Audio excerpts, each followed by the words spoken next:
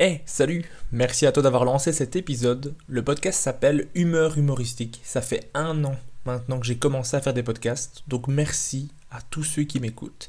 Si toi par contre tu viens de découvrir ce podcast, salut, je m'appelle Régis, je fais du stand-up et je suis passionné d'humour. Je suis ce qu'on appelle un comedy nerd, un comedy geek, comme tu préfères. Ce que j'ai envie de faire dans ce podcast, c'est te faire découvrir des humoristes et partager leurs expériences, leurs anecdotes et leurs conseils. Un lundi sur 2, je partage un podcast sur toutes les plateformes de podcast, que ce soit Spotify, iTunes, Google Podcast, peu importe, et même sur YouTube. Tous les épisodes sont disponibles. Donc si tu découvres ça là maintenant, tu as 26 épisodes à écouter. Cette année, je continue de te proposer des humoristes plein de talent qui me font mourir de rire. Parce que si ce n'était pas le cas, ils ne seraient pas dans le podcast. Mais cette année, je t'invite à montrer que toi, tu aimes le podcast ou que tu le détestes, c'est comme tu veux. Mais en tout cas, moi, je veux savoir ce que tu en penses. Alors, comment tu peux faire ça ? Déjà, tu peux t'abonner au podcast sur Spotify, tu peux mettre 5 étoiles sur iTunes, tu peux venir me liker sur Facebook. Ou encore mieux, tu peux partager le podcast sur tous les réseaux sociaux et venir me donner ton avis sur Facebook, sur Instagram, sur Twitter, sur YouTube. Tu tapes Régis Canon, humoriste, et tu devrais me trouver. Si tu fais ça, tu me rendras heureux. Et rendre heureux quelqu'un, est-ce que c'est pas ce dont on a besoin en 2021, après tout ce qu'on a vécu ? Merci d'avance. Allez, bon épisode et on se dit à bientôt alors.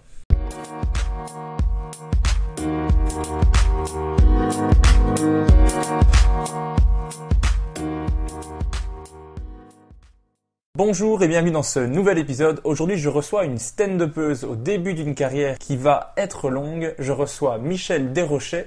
Comment ça va? Salut Régis, ça va bien? Ça va bien. Ça va très bien ici, hein? Il fait beau au Québec, il neige. On est début fin novembre, mais c'est pas mal Noël là, qui commence, je te dirais. Ok, donc une bonne ambiance de Noël sous la neige. Le rêve pour tous les Européens qui n'ont jamais de neige à Noël.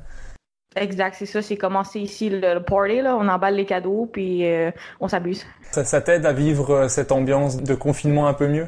Oui, moi je suis confinée comme toute ma vie dans le privilège avec des bonnes personnes autour de moi, de la bonne bouffe chaude, puis c'est un peu comme une autre façon de vivre mon travail, mais en même temps ça ressemble à la vie de travailleur autonome, le confinement. Jusque dans certaines mesures. C'est sûr, je m'ennuie des spectacles, ça c'est extrêmement lourd, puis c'est un peu comme une désintox d'une sensation que j'aimais beaucoup, que j'avais la chance de vivre pratiquement tous les soirs, mais en tant que tel, pour ce qui est du confinement, ça me motive beaucoup sur le web, puis j'ai réussi à, pour utiliser les mots de mon premier ministre, me réinventer. Tu arrives à rester créative malgré ça? Je suis incapable de faire des vidéos ou ce genre de choses, donc je suis toujours impressionné par ceux qui y arrivent. Là, ça m'a pris du temps. Moi, à l'école de l'humour, on était beaucoup poussé à ça, là, apprenez la vidéo et tout, puis moi, je comprends rien à rien, mais j'ai appris au courant de faire de l'humour, de bien m'entourer, puis je me suis trouvé un vidéaste, je me suis trouvé quelqu'un qui est capable de manipuler la caméra, puis je me suis habituée à certaines choses. Là. Quand j'ai compris Photoshop, là, je peux-tu te dire que j'en ai collé des affaires sur des affaires. Ouais, j'ai vu que tu avais fait beaucoup de mimes qui sont super drôles. Merci. Ah, mais de rien. Et si j'avais trouvé ça pas drôle, tu ne serais pas dans le podcast. Ça me vient de l'impro, de rester quand même créatif comme ça, même si on est embarré et tout, j'ai tout le temps des idées, moi, je les note, puis après ça, j'ai une liste à faire de trucs pour le web, fait que ça me garde vivante, puis ça me garde créative. Ok, cool. Parce que franchement, moi je trouve ça assez dur en ce moment d'écrire des choses. C'est fort la routine, je veux dire, tu vis moins de choses et du coup, je sais pas, moi j'ai moins de trucs sur lesquels écrire, je veux dire.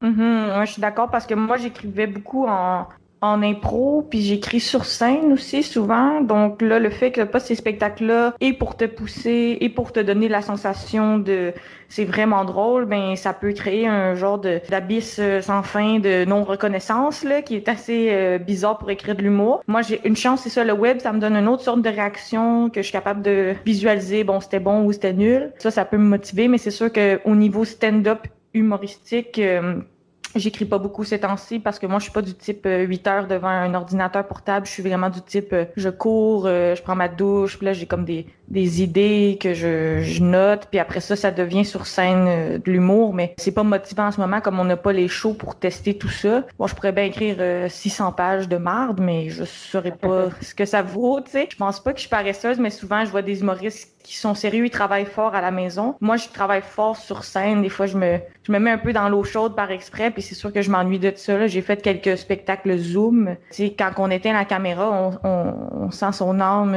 quitter son corps. Ouais, moi ça j'ai pas osé faire ça, les shows sur Zoom. Mais c'est moins répandu que chez vous déjà, et je crois que de moins bonne qualité aussi. Que vous avez fait quand même des belles choses avec le Wi-Fi Comedy Club et d'autres trucs dans le genre. Je trouve ça très très dur face à son écran de commencer à faire des blagues. Mais voilà. En tout cas, merci d'avoir accepté de faire le podcast. Qu'est-ce qui t'a donné envie de faire le podcast?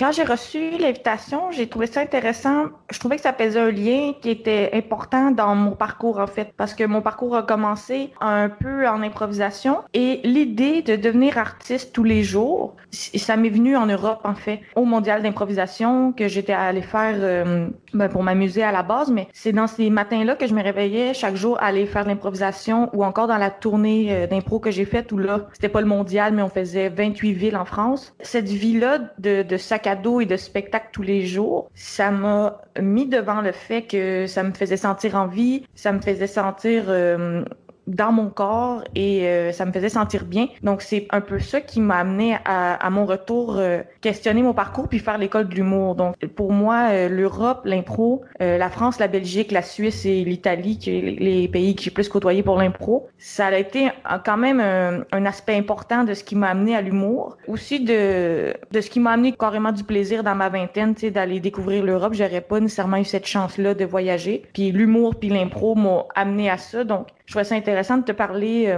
justement pour dire coucou à n'importe qui d'Europe qui me reconnaît d'une impro, puis aussi indirectement remercier tous ces gens-là d'impro en Europe qui m'ont comme accueilli, mais qui m'ont indirectement poussé dans la bonne direction dans ma vie. Donc, c'était un petit peu quétaine, mais c'était un peu ça la raison qui m'a fait accepter. Ça marche. Ben, j'espère que les improvisateurs que tu as côtoyés auront l'occasion de l'entendre. J'ai vu qu'on avait quelques amis en commun de l'impro sur Facebook, donc peut-être qu'ils tomberont sur le podcast, j'espère. Mais qu'est-ce que tu aimes, toi, dans les podcasts en général? Comme tu as accepté de faire celui-ci, je suppose que c'est quelque chose que tu apprécies. Oui, j'adore les podcasts. Comme je disais, j'aime l'impro. Donc, cet aspect-là du podcast, je l'aime beaucoup. Je pense que ça a des positifs et des négatifs, là. Autant il y a des podcasts très intéressants où c'est très drôle aussi. Autant, des fois, on n'arrive pas à trouver une discussion qui est satisfaisante pour tout le monde, mais je trouve que ce renouveau dans ce format-là, il était payant pour bien des gens. Puis aussi, en Europe, je peux moins parler, mais au Québec, il y a cet amour de l'authenticité. Un public super vrai, super émotif aussi au Québec, tu sais, standing ovation ou 5 secondes, tout le temps la larme à l'œil, tu sais, on est très émotif comme peuple. Donc, je pense que cet amour-là de connaître la personne, même que ça soit une illusion ou pas, là, on pourrait en reparler longtemps de cette genre de para-relation là, qu'on entretient avec les gens, mais cette proximité-là de podcast qui donne l'impression qu'on passe la soirée avec la personne ou qu'on prend un verre ensemble, je pense que les gens la recherchent. Bon, des fois, ça va trop loin. Là, je reçois un message comme si quelqu'un était comme « Wow, quelle soirée on vient de passer ensemble, Michel. J'ai adoré prendre des verres avec toi. » Tu sais, comme si finalement, cette personne-là a l'impression d'être mon amie, qui est quand même positif, mais qui est un peu les conséquences de ce côté-là qui est très intime. Mais je pense que cette intimité-là, la possibilité de l'impro, puis surtout de l'humour un peu au tac ou des discussions vraies, je pense que ça attire les gens, puis c'est ça qui m'attire là-dedans beaucoup.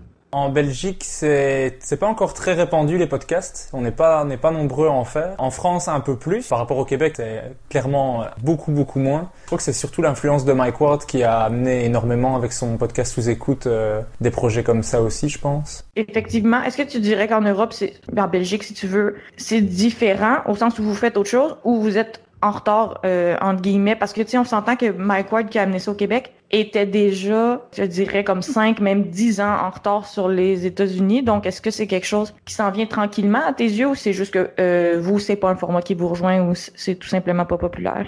Je pense, mais après j'ai commencé il y a pas longtemps. On m'en a parlé un petit peu. J'ai écouté en masse tout ce qu'il y avait comme podcast québécois, français, etc. Et j'ai commencé en janvier, donc je connais pas encore excessivement. Mais par exemple, quand j'en parle, je dois expliquer c'est quoi un podcast avant de dire je reçois des humoristes québécois, on discute. Donc on a ce retard-là puisqu'il faut expliquer c'est quoi pour que après ils découvrent. Tu vois ce que je veux dire? Après le format il y a plein de styles différents. Moi je suis fort interview puisque j'ai vraiment des questions préparées, j'ai fait mes recherches, tout ça.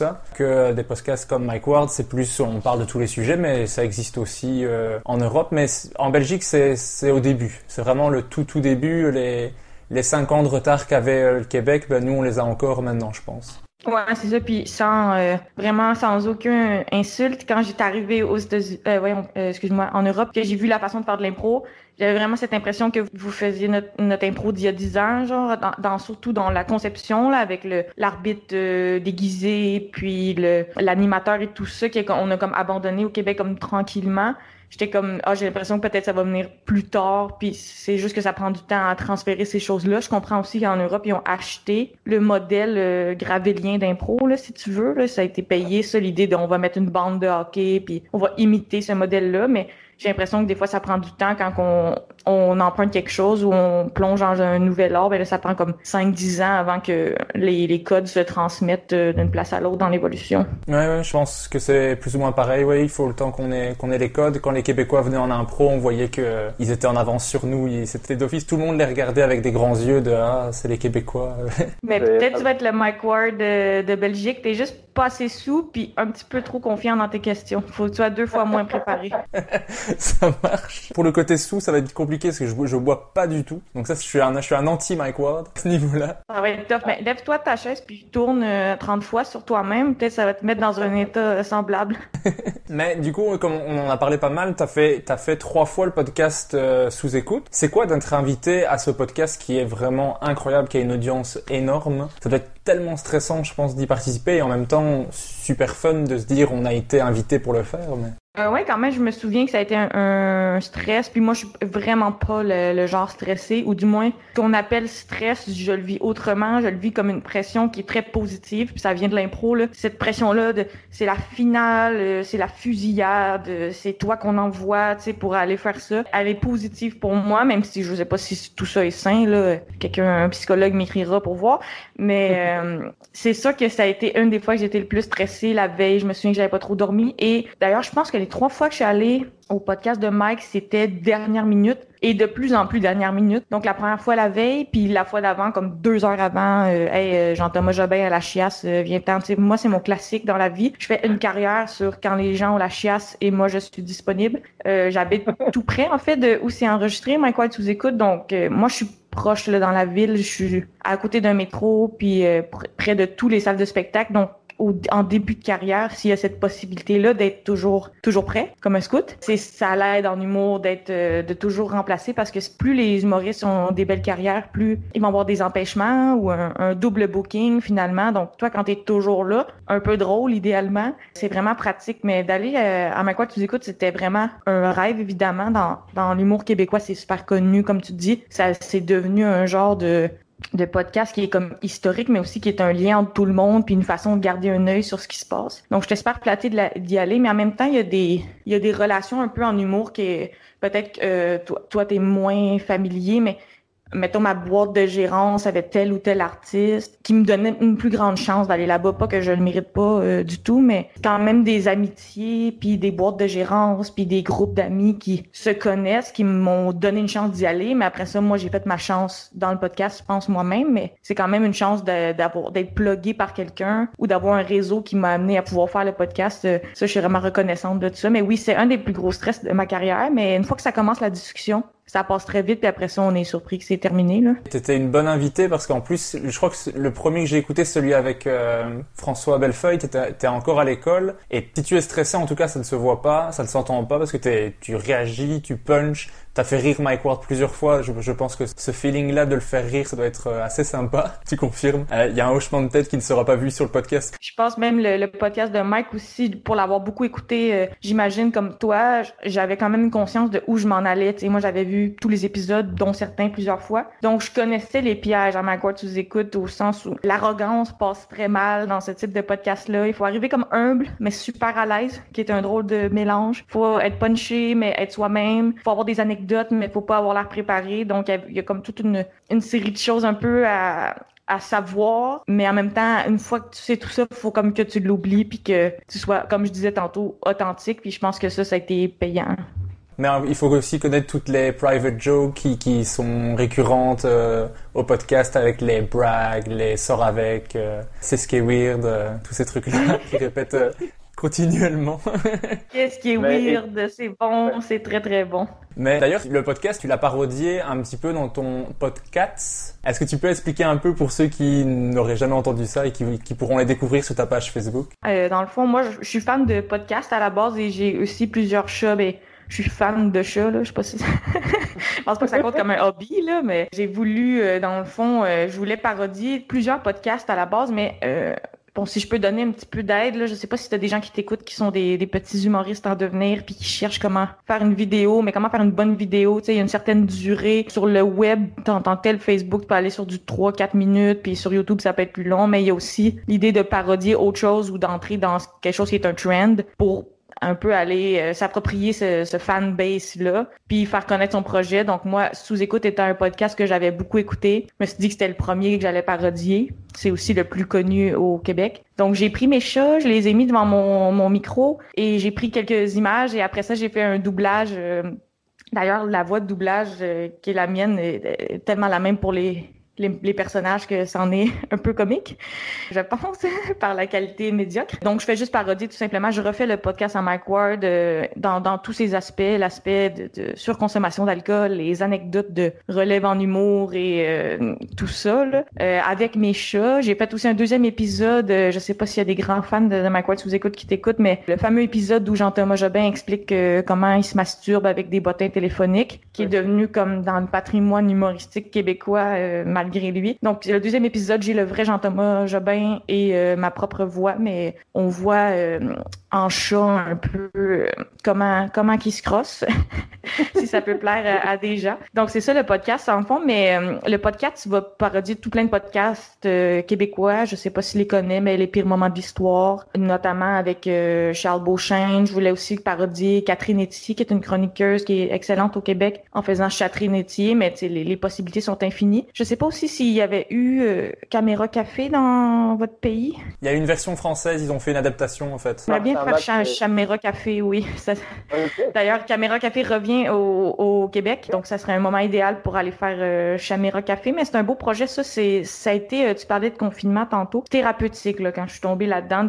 à commencer par filmer mes chats, écrire le texte, consommer des podcasts pour les parodier, mais aussi le public du podcast, ce sont des petites figurines en feutre piqué que j'ai commandé pour faire un petit public dans le podcast pour faire les réactions dans Sous-Écoute. Et ça a été fait par une dame qui vient de Marseille, que j'ai trouvé sur le web. Je disais, je cherche des petits chats en feutre piqué, j'ai un petit budget. Et elle m'a écrit, non, moi je suis une mamie de Marseille, vous me payez rien, je vous fais 10 petits chats en feutre piqué. Pour ceux qui savent pas, ce sont des petites figurines qui valent, ça vaut une centaine de dollars chaque normalement. Là. Si vous allez sur des plateformes comme Etsy ou des plateformes d'artisanat, c'est vraiment dispendieux parce que c'est long à faire. Elle m'a fait 10 petits chats gratuitement. Puis elle a même refusé que je la paye, là. Elle m'a dit, envoyez-moi 20$ PayPal pour que j'envoie ça. Mais elle me donnait rien. J'ai envoyé 30 pour être généreuse. Puis elle était comme, vous êtes trompés. Fait que cette dame-là, elle m'a dit, tout ce que je vous demande, c'est m'envoyez-moi vos vidéos. Fait que une dame quelque part à Marseille qui pense que j'ai 8 ans puis que je filme mes chats. Puis elle m'a dit, tout ce que je demande, c'est que vous m'envoyez cette fameuse vidéo. Mais moi, je peux pas y envoyer. C'est une vidéo de Jean-Thomas Jobin qui explique comment il se masturbe, tu sais. Donc,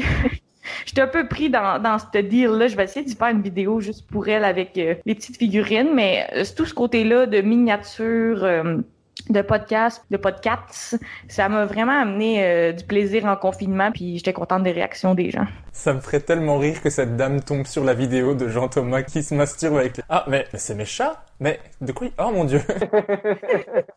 J'avais envoyé un petit quelque chose un peu plus propre, j'espère, mais quand même, ça me faisait rire d'être prise dans ce marché-là. J'aurais aimé mieux payer, mais maintenant, j'en dois une à cette mamie de Marseille. On la salue, on la remercie. On la salue. Peut-être qu'elle écoute le podcast et qu'elle sait tout maintenant. Pour continuer sur ton actualité, au moment où on enregistre, donc on est le 26 novembre, et si je ne me trompe pas, c'est aujourd'hui qu'est diffusée la demi-finale du prochain stand-up. Une émission dans laquelle tu participes? Moi, je suis la deuxième qui est dans une semaine. T'as 2 demi-finales, puis moi, je vais être dans le 3 décembre, mais quand même, ça s'en vient dans 2 semaines. Mais c'est vrai que ce soir, tu vas avoir la première mouture de demi-finale.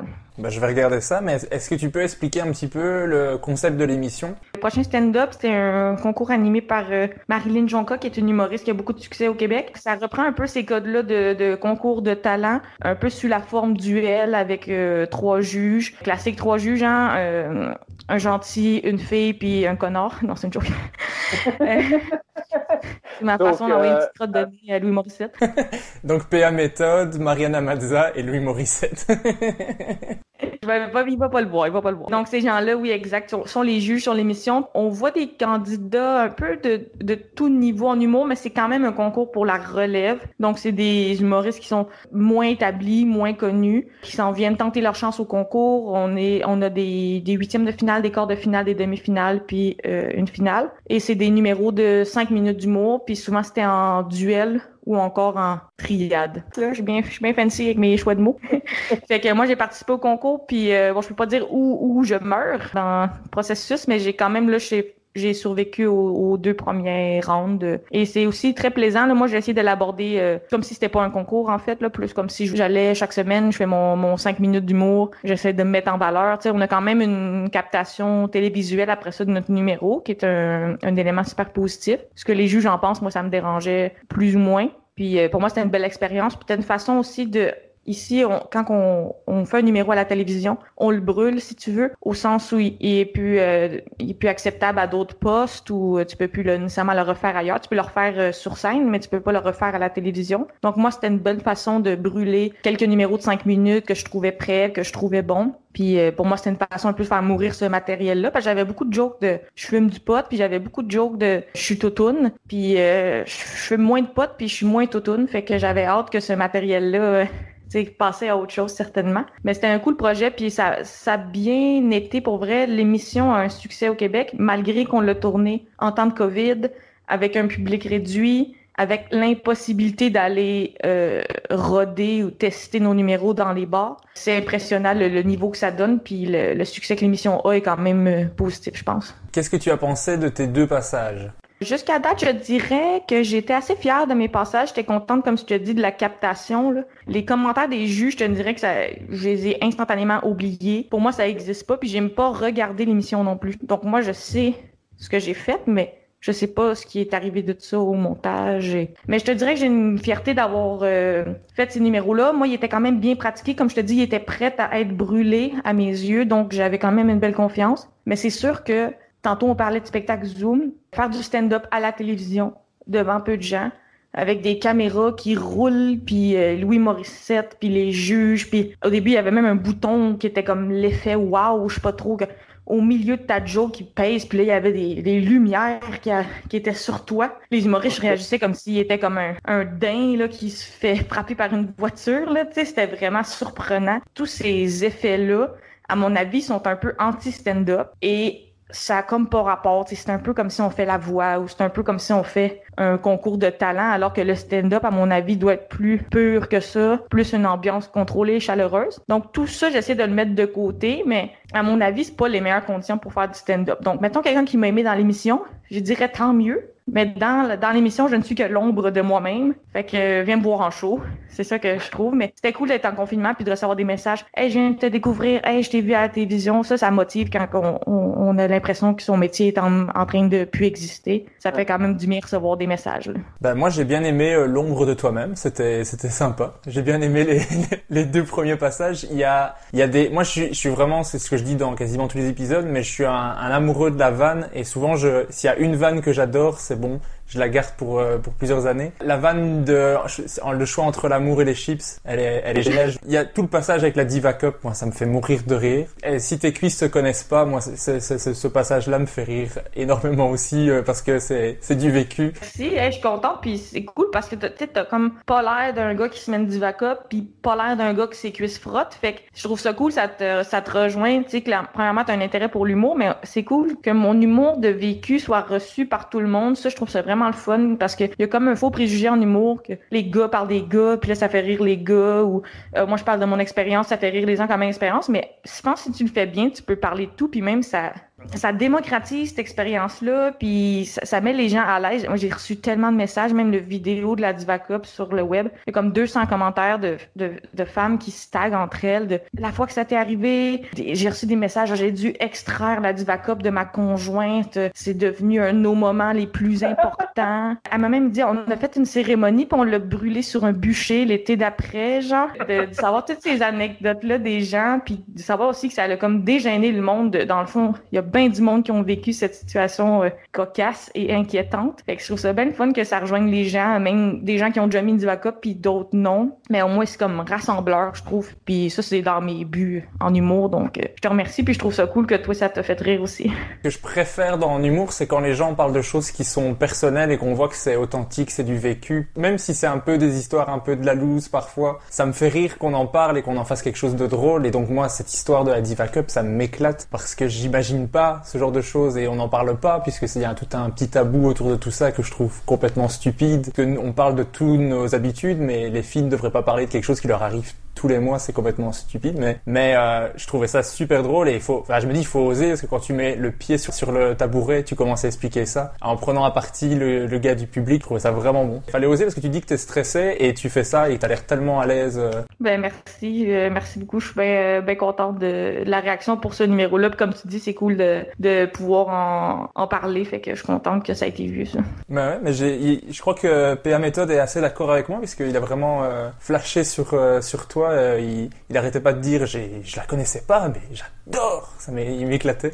Ouais, c'est ça. J'ai fait un montage, même un petit Photoshop avec PA Méthode comme une couverture d'Harlequin, là, qui me tient, là, c'est marqué un preux chevalier ou quelque chose de même. Je vais le partager bientôt. Mais oui, c'est vrai que ça a été comme mon sauveur dans la compétition. Puis d'un côté, je le vois un peu, là, le parallèle avec son humour à lui, qui est un peu aussi d'expérience, très honnête puis authentique. Mais c'était quand même cool.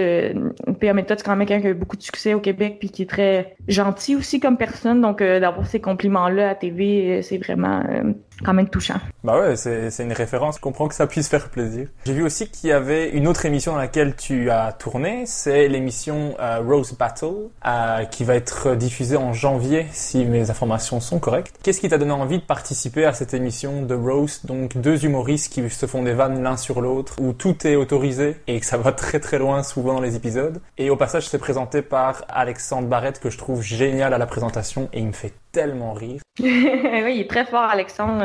Ça fait plusieurs fois que je le vois en animation, même des bouts d'impro, un peu du tac au tac. Là, je le trouve excellent dans ce qu'il fait. Pour vrai, il est très très bon. Puis il donne une belle couleur au show. Puis il dégage quelque chose d'extrêmement sympathique. Puis ça aide le show parce que quand c'est un spectacle d'insultes, ça peut glisser dans le malaise ou ça peut virer un petit peu agressif. Fait que là, d'avoir cette personne-là qui comme donne la couleur de tout ceci est bien et acceptable et fait partie de l'amour qu'on se donne. Moi, je pense que c'est un point fort de l'émission. Qu'est-ce qui m'a donné envie de participer? Écoute, moi, je suis quand même en début de carrière, donc là, je dis oui à tout. Hein, c'est comme à l'impro, hein, faut dire oui. Quelqu'un arrive, dit vous êtes pompier, on est en Alaska, tu fais oui. Fait que ça, c'est sûr que c'est dans les aspects qui m'ont fait dire oui.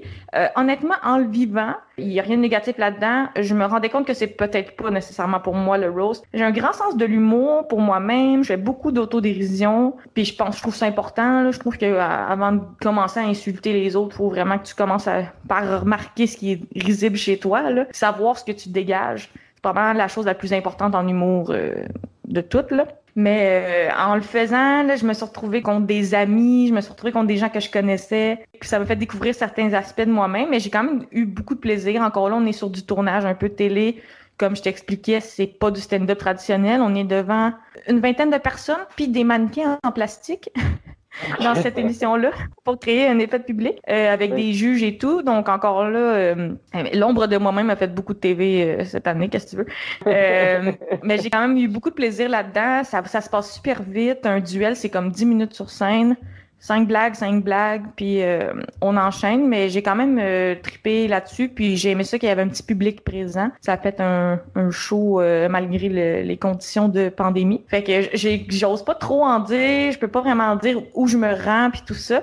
Mais cœur sensible, s'abstenir là des blagues dans cette émission-là, viol, suicide, tout ce que tu voudras est au rendez-vous. Donc, faut vraiment arriver là prête à entendre ces choses-là. Mais si vous êtes ce genre de personne-là qui a pas de limite, qui aime l'humour trash et le roast, ben, je pense que vous allez le servir encore cette saison-ci. Ben moi, les 2 premières saisons étaient déjà bien costauds. Il y a le roast de Jean-Thomas Jobin. La dernière vanne est d'un trash sur ses 2 parents décédés, mais elle est tellement drôle. Mais c'est les émissions de roast en Belgique et en France, on n'arrive pas à en faire passer. J'ai entendu beaucoup d'humoristes qui essaient le principal, c'est Thomas Wiesel qui essaie de mettre ça en avant parce que lui, il aime beaucoup faire des blagues sur les autres humoristes. Et ça n'arrive pas, ça ne passe pas. Il y a trop de gens qui veulent pas participer à l'émission, ou c'est des agents qui disent non, c'est pas bon pour lui, et donc ça ne passe jamais, donc on n'a pas ce genre d'émission chez nous. Et donc quand on découvre ça, moi je découvre ça au Québec, je suis éclaté. Et ça va tellement loin. C'est tellement intense, puis c'est étonnant comment, justement, je parlais d'un public québécois qui est super sensible, mais qu'on arrive à faire passer ce type de concept-là. Comme tu dis, il y a des gens qui se désistent. Moi, il y a un adversaire que la veille, tu sais, je me suis fait dire, ah non, et finalement, ça va pas être lui, ça va être quelqu'un d'autre, puis j'ai dû réécrire les jokes puis tout. Puis je me disais, ah, c'est clair que ça doit arriver souvent, comme quelqu'un qui dit oui, puis là, qui voit c'est quoi, finalement, fait comme, oh mon Dieu, je peux pas m'engager là-dedans. Je trouve ça plus américain. Le roast, c'est aux États-Unis, t'as des millions de personnes différentes, donc t'as plus de chances qu'il y ait un style d'humour bizarre qui plaise à tous. Tandis qu'au Québec, on est, je sais pas combien, 7-8 millions. Il y a un moins grand bassin, donc faut que tu fasses un humour plus grand public si tu veux un grand public. Mais le fait que ça existe au Québec, je trouve ça cool. Puis je trouve ça important. J'ai des avis mitigés là sur tous ces débats actuels de la liberté d'expression. Où s'arrête-t-elle? Qu'est-ce qu'on peut dire en humour? Quel sujet est inacceptable? Est-ce qu'on doit puncher sur les oppressés ou puncher seulement par en haut? Tout ce débat-là. Je trouve que le roast, c'est un peu le contraire d'un safe space. Au sens où toutes ces choses-là se disent, mais en même temps, il y a comme un contrat ou un pacte avec ce public-là qui dit, bon, OK, moi, je m'en viens ici, je sais que je vais entendre ces choses-là, puis je suis à l'aise avec ça, donc je trouve ça quand même important que cet espace-là existe. Puis j'imagine, à un moment donné, on va trouver le juste milieu là entre nos sensibilités puis ce qui peut être dit, ou comment on peut le dire, là. Mais je trouve ça quand même intéressant que cet espace-là existe, même si ça peut choquer les gens. Au moins, ça montre que les blagues, c'est des blagues.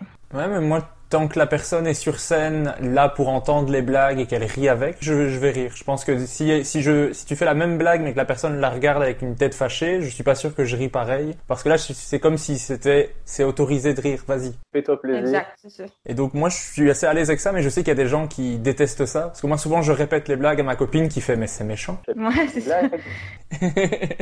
Exact. Le fait que t'as la personne sur scène en train de rire, ça dédouane tout. Puis moi, s'il y a une chose que j'essayais de me concentrer à faire dans mes duels, c'était vraiment ça, c'est prendre le temps de rire la blague de l'autre, y répondre si c'est possible, mais surtout garder le sourire pour dédouaner tout ça puis qu'on s'assure que c'est le fun pour tout le monde parce que t'as raison, il suffit d'une réaction un peu offensée de la part de la personne que là, c'est plus drôle pour personne. Donc, moi, j'ai vraiment essayé de rire les blagues des autres puis répondre quand c'était possible puis je pense que ça va aider à rendre mon passage sympathique. Ben, j'ai hâte de découvrir ça. Faudra attendre janvier, mais je pense que ton épisode sort début janvier, donc ça serait plus ou moins en même temps peut-être, parce que j'en ai enregistré plusieurs ici, mais je sais pas pourquoi je me justifie, hein, mais c'est comme ça. J'ai tendance à me justifier tout le temps dans la vie et expliquer pourquoi je fais les trucs, mais les gens vont, mais on s'en fout, c'est très bien, en janvier, c'est une bonne date. Il n'y a pas de problème. Alors ça va, s'il n'y a pas de problème, on peut continuer. Dans le podcast, ce que j'aime bien faire, c'est remonter le temps, et j'aimerais bien savoir comment tu étais quand tu étais enfant. Est-ce que tu étais déjà quelqu'un de drôle? Excellente question. Oui, mais vraiment par moment. Je pense que, et puis je suis encore comme ça d'une certaine façon, là, mais je pense que quelqu'un qui tombe sur moi au mauvais moment me trouve pas du tout drôle. T'sais. Au dépanneur, là, quand je m'en vais chercher des bonbons, je suis dégueulasse, là, je suis pas drôle.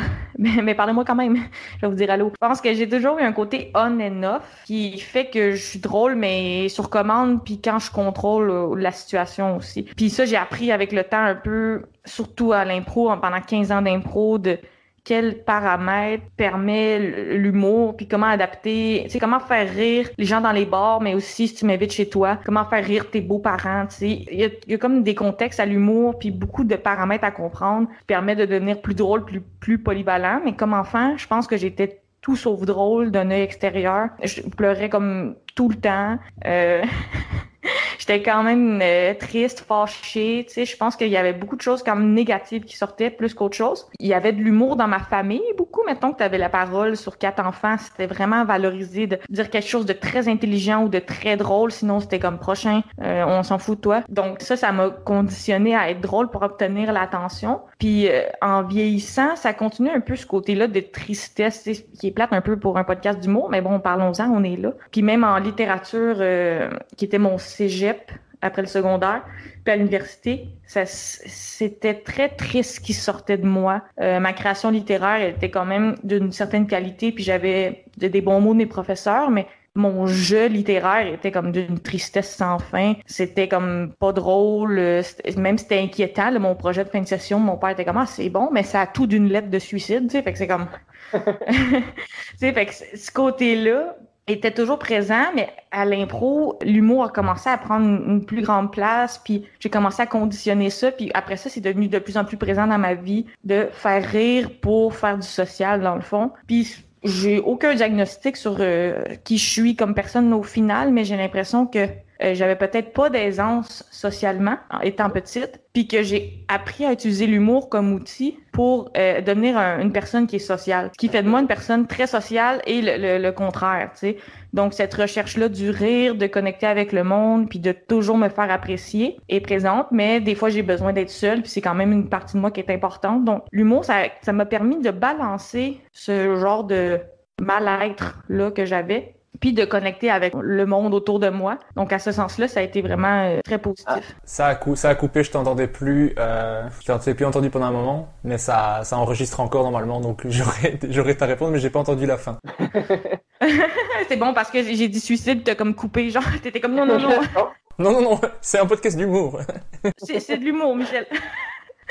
Ouais, c'est ça. Fait que je pense que cet amour-là de l'humour, puis c'est devenu ma façon de connecter, puis de réconcilier ce genre de côté triste que j'avais en moi avec tout, tu sais, avec être bien dans ma vie, mais aussi comme une façon de connecter avec le monde. Puis c'est pour ça aussi qu'il y a un effet Robin Williams, au sens où si tu demandes à n'importe qui autour de moi, ben ils vont te dire que je suis très drôle, je suis de bonne humeur, j'ai full d'énergie, mais il y a cet autre côté-là que j'amène pas sur scène, mais des fois, je suis seule dans ma chambre puis je regarde un film.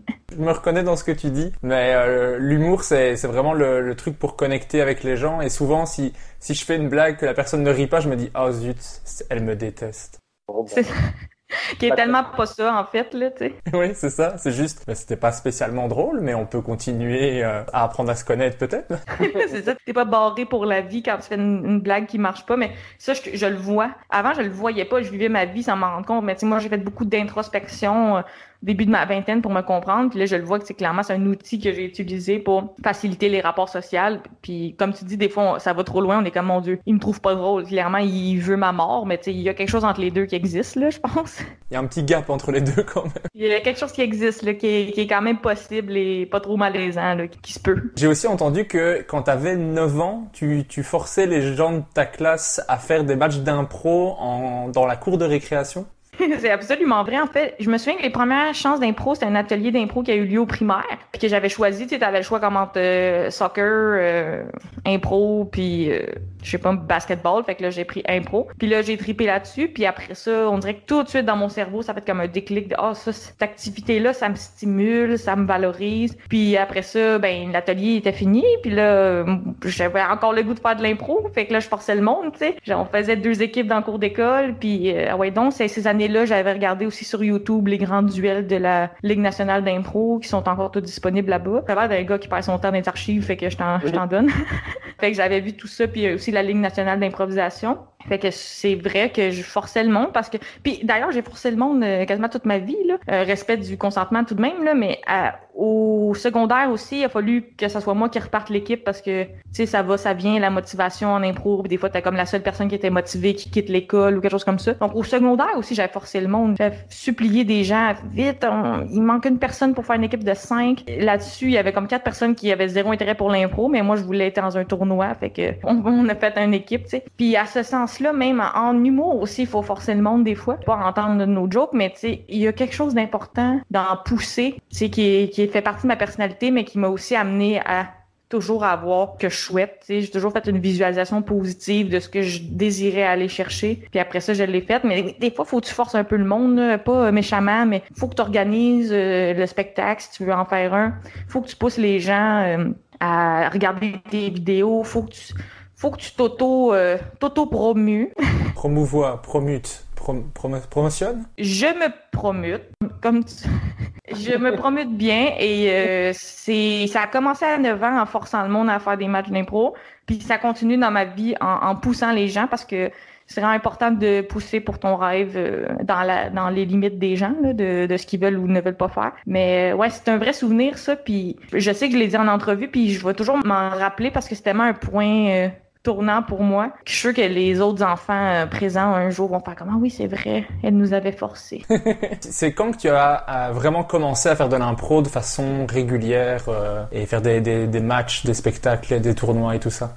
Donc, il y a comme l'atelier au primaire à 9 ans. Après ça, les matchs forcés dans la cour d'école. Après ça, première ligue officielle, je pense que c'était au secondaire. On a réussi à négocier. C'est moi, encore une fois, qui avait poussé pour qu'on rentre dans une ligue qui était comme une ligue de maison des jeunes, dont le niveau était... Je sais pas comment dire ça, là. Toute l'impro est bon, surtout quand c'est des jeunes ados, mais le niveau était comme assez mauvais. Puis c'était plus comme des jeunes qui étaient en pas réinsertion, mais tu sais, vraiment... pour les connecter, puis parce que l'impro, quelque chose de très thérapeutique, donc, puis moi, j'étais très compétitive dès le début, fait que là, j'étais comme, voyons, pourquoi le jeune de secondaire 2, il a pété mon histoire? Je prenais tout ça très au sérieux, mais c'était quand on joue contre une maison des jeunes, ils ont 12 ans, la moitié sont là parce qu'il y a des problèmes à la maison, puis ils ont besoin d'une forme thérapeutique d'art. Moi, j'avais comme pas rapport de prendre ça au sérieux, là, tu sais, mais j'avoue que toute ma vie... j'ai tout le temps poussé plus pour qu'on s'améliore. Puis après ça, j'avais poussé puis on avait rentré dans une autre ligue. Fait que, je te dirais, à partir du secondaire, je jouais 1 à 2 fois semaine, incluant comme des pratiques puis des matchs. Puis on avait des matchs aussi dans l'école qu'on faisait le midi. Puis j'assurais comme la survie de ce comité-là. Au cégep, la même chose. Je suis entrée dans un comité dans une école qui avait l'improvisation en santé, qui allait bien. Puis même, je te dirais, j'ai un peu choisi mon cégep avec ça dans l'idée, là, ce qui est d'un pathétisme sans nom. J'ai fait un diplôme d'études collégiales en improvisation. Donc ça a été tout le temps, à partir de là, ça a été 1 fois semaine, puis après ça, même début vingtaine, là, j'étais dans 3 ligues, là. Fait que c'était comme 3 fois semaine à peu près, là. Tu sais, c'est sûr que les ligues, mettons, t'es aux 2 semaines ou aux 3 semaines, mais c'était énormément d'impro, puis même dans d'autres ligues, je disais, ah ben là, je peux pas, j'ai 3 ligues, mais écris-moi si t'as besoin d'un remplaçant. Fait que au final, je me retrouvais à aller jouer ailleurs, donner des ateliers, coacher, arbitrer, puis comme je te parlais aussi, les tournées en Europe, ça a été vraiment un aspect important qui m'a valorisé, mais aussi parce qu'en impro, en Europe, ils ont vraiment rentabilisé le projet. D'un niveau personnel, moi, je passais de l'impro à l'humour parce que j'avais besoin de faire une carrière, puis de faire de l'argent avec ce que j'aimais. Puis en impro, très peu de gens au Québec en vivent. Là. T'as comme Roberto Sierra qui a une école d'improvisation.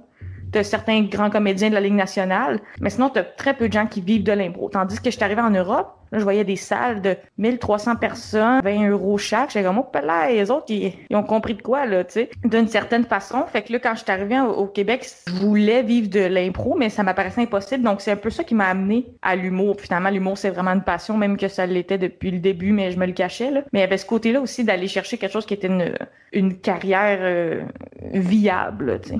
Mais tu étais quel type de jouteuse? Je dirais, j'essaie de un peu m'analyser d'un point de vue extérieur, mais je dirais que quelqu'un me décrirait comme étant cabotine, certainement. Très axée sur la blague, là. Moi, des impros de 12 minutes, pas de joke. Non, tu me perds, là.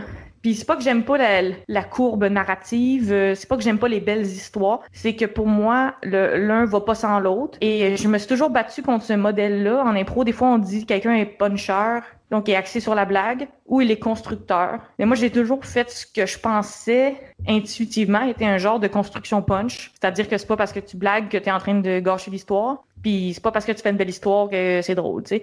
Donc, puis des fois, j'ai été vraiment... en fait, le public en général me donnait beaucoup d'amour. J'allais chercher des étoiles. Même des fois, je me fais reconnaître au Québec, puis c'est pas à cause de l'humour, c'est à cause de l'impro. Ça m'arrive au brunch et tout. Donc, c'est vraiment impressionnant ce que j'avais réussi à construire comme réseau. Mais j'ai déjà été aussi comme critiquée par d'autres joueurs. Ils disent, mais là, c'est fatigant ta blague. Ou moi, c'est pas ça que je voulais faire. Je voulais faire une 6 minutes dramatique. Là. Fait que... Donc, ça a été vu des deux façons. Même la Ligue nationale d'impro est plus du côté théâtre au Québec. Donc, j'ai fait les ligues semi-pro le plus haut que je pouvais me rendre. Mais passé un certain point, j'avais moins le goût d'être dans la Ligue nationale parce que je savais qu'il y en aurait des 8 minutes à la manière de Tolstoï, puis 14 minutes sans parole, puis moi, ces affaires-là. Je sais que des fois, faites par un génie, c'est vraiment drôle, mais c'est pas ce que je recherche en impro. J'aimais les catégories très punchées, les catégories de forme, les affaires que c'est chacun son tour, des fusillades, des affaires que c'est très axé sur la ligne, le punch. Donc ça, on peut dire que c'était un peu précurseur de ce que j'allais devenir en humour.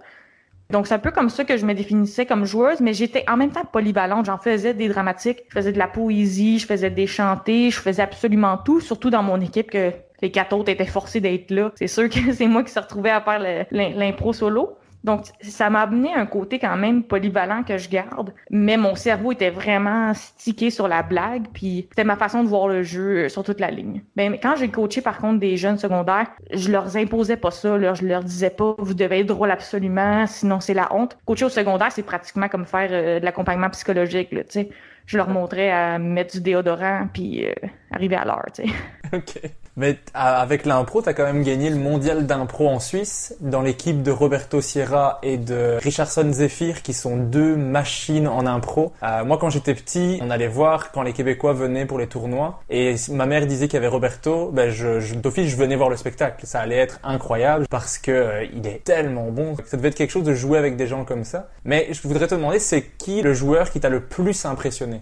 Un joueur québécois que j'aime beaucoup, qui s'appelle Vincent Dargy, qui était dans la même ligue, là. Le mondial, on l'a fait avec la CIA, qui était la ligue qui a un peu fait décoller le truc pour moi. C'est une ligue semi-professionnelle de bar, qui est dans un bar qui s'appelle le Café Campus, puis ça fait comme 15 ans qu'il y avait de l'impro là-bas. Donc, il y a des grands noms qui sont passés par là, incluant Michel Courtemanche, Martin Petit, plein d'humoristes puis d'improvisateurs ont passé par cette ligue-là. Puis cette ligue-là, elle était importante pour moi, puis j'ai été repêchée très jeune pendant mon cégep à aller jouer là.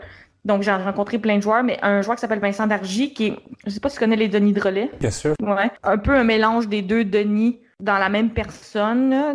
Aussi punché puis agressif que celui qui est barbu, puis aussi funky puis puncher que celui avec les palettes. Tout ça dans un côté un peu moins absurde, c'est-à-dire qu'il était capable de s'intégrer aux histoires, mais punché là comme aux 7 secondes, comme j'aime. Là, moi, j'ai cette obsession-là de c'est mieux quand c'est drôle aux 7 secondes. Cet homme-là était vraiment drôle, puis je pense même pendant le confinement, à un moment donné, il a fait tu sais, le jeu de la chaise, là, que tu tournes autour de la chaise, tu fais un personnage différent à chaque fois que tu arrives devant. Je pense qu'il avait fait un live où il a fait 100 personnages différents. Puis un peu tout le monde de l'impro au Québec s'était logué pour aller voir ça. Donc, lui, c'est vraiment un joueur apprécié au Québec. Mais pour ce qui est des joueurs du mondial, c'est sûr que oui, c'est super impressionnant d'être avec Roberto Sierra, Richardson Zephyr. Il y avait aussi Jean-Alexandre Giguère qui est tellement drôle. Ça, c'est le joueur qui me fait décrocher là, juste avec sa face. Même des fois, je fais de l'humour puis je me dis je vais le placer quelque part, cette personne-là, parce qu'il est comme une de ces tronches que t'arrives puis je suis déjà décroché. Là. Mais je pense que j'avais une belle naïveté un peu dans tout ce que je fais, au sens où je me posais pas beaucoup de questions, puis je réalisais même pas que j'étais en train de jouer avec des monuments de l'impro. J'apprenais la vie avec eux, là, tu sais, ils m'ont montré l'impro dans ce voyage-là, mais ils m'ont aussi montré comment faire le party, là, tu sais. Richardson Zephyr, il arrêtait pas il mangeait dans le craft, le petit buffet, tu sais, avant le match d'impro. Le mondial, on est bien reçu, mais on n'est pas payé, tu sais, puis il y a comme une salle de 1000 personnes qui ont payé. Fait que des fois, tu sais, tu fais comme, je suis gagnant là-dedans, mais tu sais, on est super content d'être là. Puis là, Richardson, il mangeait dans le craft des chocolats, puis la fille a dit, Richardson, tu joues pas ce soir, tu peux pas manger dans le buffet. Puis là, Richardson, il continue de manger dans le buffet. Puis là, il m'a dit un des meilleurs conseils qu'il m'a dit à vie. Il m'a dit, moi, quand on me dit d'arrêter de voler, je continue de voler. Ça m'a fait tellement rire comme concept. Puis il m'avait aussi montré comment faire des drinks parce que en Europe, le soir, on avait juste une glacière, mais on n'avait pas de frigo à l'hôtel. Fait que là, il prenait un alcool fort puis des choses froides. C'était juste ça la recette. Il fallait juste mélanger On avait un restant de thé glacé ou des affaires de même. Donc, c'était un voyage aussi que j'ai appris à devenir ami avec ces gens-là. Puis ça, c'est quand même important. Mais c'est sûr que de voir Roberto en action aussi, c'est des joueurs qui sont bons en Europe, tu sais, n'importe quel joueur québécois, tu le déposes là à Paris pour son premier match. C'est sûr qu'il fait le saut puis il est pas prêt là. Surtout moi, tu l'entends, j'ai un genre d'accent là, même au Québec, je me fais demander si je viens de telle ou telle région. Le premier match là, c'est mon personnage arrive et comme hey la gang, qu'est-ce que vous faites, ça a-tu de l'allure, qu'est-ce qu'on fait, on prend un skate, on s'en va au dep. Écoute, là, je perds tout le monde. Oui, peut-être c'est charmant une impro. Mais il y a un effort à faire là, dans le parler, de garder sa saveur tout en étant compréhensible. Puis ça, les gars, ils me l'ont montré dès le début du voyage. Roberto, tu voyais qu'il jouait comme... Il était lui-même, mais il était autrement puis compréhensible. La même chose avec Richardson, il est super international parce que son personnage a comme la voix d'Eddie Murphy.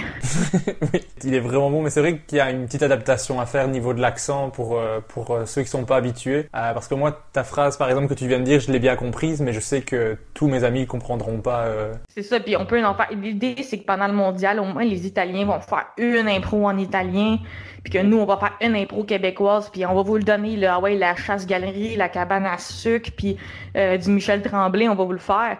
Mais le reste du tournoi, à un moment donné, il faut qu'on s'adapte puis qu'on trouve un terrain d'entente pour faire vraiment des bonnes impros. Puis c'est super bizarre au début, là, même en arrivant en voyage, après 2-3 verres dans le nez, moi, j'imitais les Français, tu sais, sans faire exprès, là. C'est super insultant, mais c'est zéro voulu. Fait que, tu sais, il y a ce contrôle-là de, il faut que je sois drôle, faut que je me fasse comprendre, mais faut pas que j'ai l'air d'être en train d'imiter quelqu'un, tu sais. Donc, il y a une adaptation qui se fait, mais les gars, ils étaient habitués, là. Je pense que c'était leur 3e, 5e, 10e mondial, 20e voyage en Europe. Fait qu'ils m'ont vraiment initié sur toute la ligne. On va revenir un petit peu plus sur l'humour pour ne pas perdre tous les gens dont l'impro ça les intéresse pas du tout. Mais quand t'étais petite, est-ce que tu écoutais déjà des humoristes? Est-ce que ça te donnait envie de monter sur scène? Oui, vraiment beaucoup. Dans ma famille, on écoutait plein d'humour. On écoutait de l'humour français. Moi, je suis une grande fan de Dieudonné. Peut-être un peu moins dans les dernières années, là. Je pense qu'il est semi-fou, mais bon, qu'est-ce que tu veux? Il était drôle. Fan de Courte Manche au Québec. Fan de Louis-José Hood, évidemment. C'est ces années-là. Laurent Paquin, Lise Dion. Même, fan aussi de la nouvelle génération ces temps-ci. Mais j'étais déjà très initiée à l'humour en tant qu'enfant. Puis dans ma famille, ça prenait une grande place, tant de l'humour qu'on se faisait entre nous que d'en consommer. Aussi, mes parents m'ont initié à la culture américaine, donc j'ai aussi vu Seinfeld, Friends, du stand-up américain, Louis C.K. Et tout ça. Donc j'avais quand même un bon panorama d'humour qui s'offrait à moi. Puis j'étais très intéressée à ça, mais j'avais une sensation pas claire quand j'en regardais, que j'ai déjà expliqué en entrevue. Je sais pas si t'avais entendu ça dans un de mes podcasts, mais que c'est comme un chatouillement dans le bas-ventre, comme un indicateur de ma passion, mais aussi d'un malaise. Puis je pense que c'est encore là aujourd'hui, au sens où j'adore ma job, puis je jubile de voir que j'ai réalisé mes rêves puis que je côtoie mes idoles, mais il faut accepter qu'il y a des malaises en humour.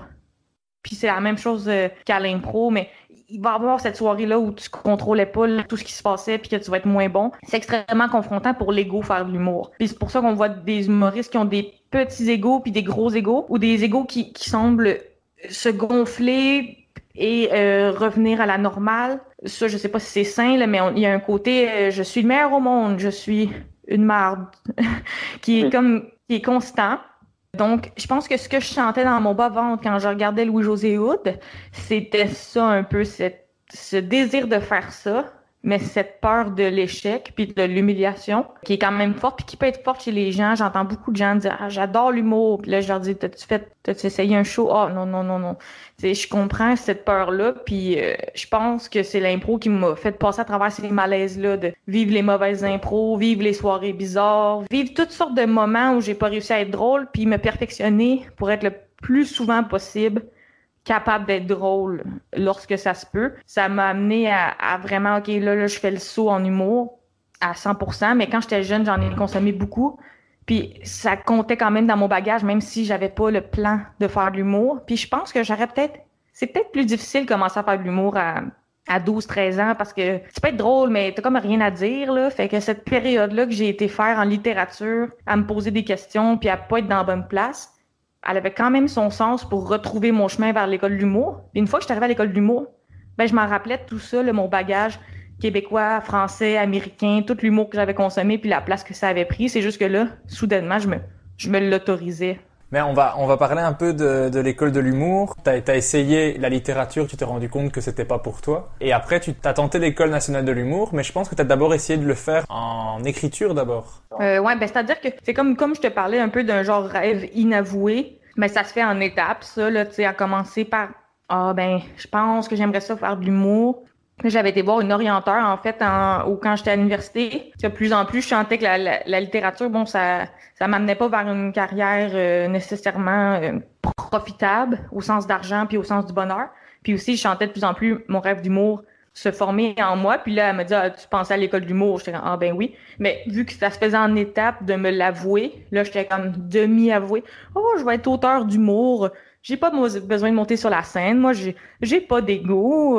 Puis là, tu sais, un peu en essayant d'écrire mon numéro puis en allant le tester, j'étais comme, ah ben oui, là, c'est ça.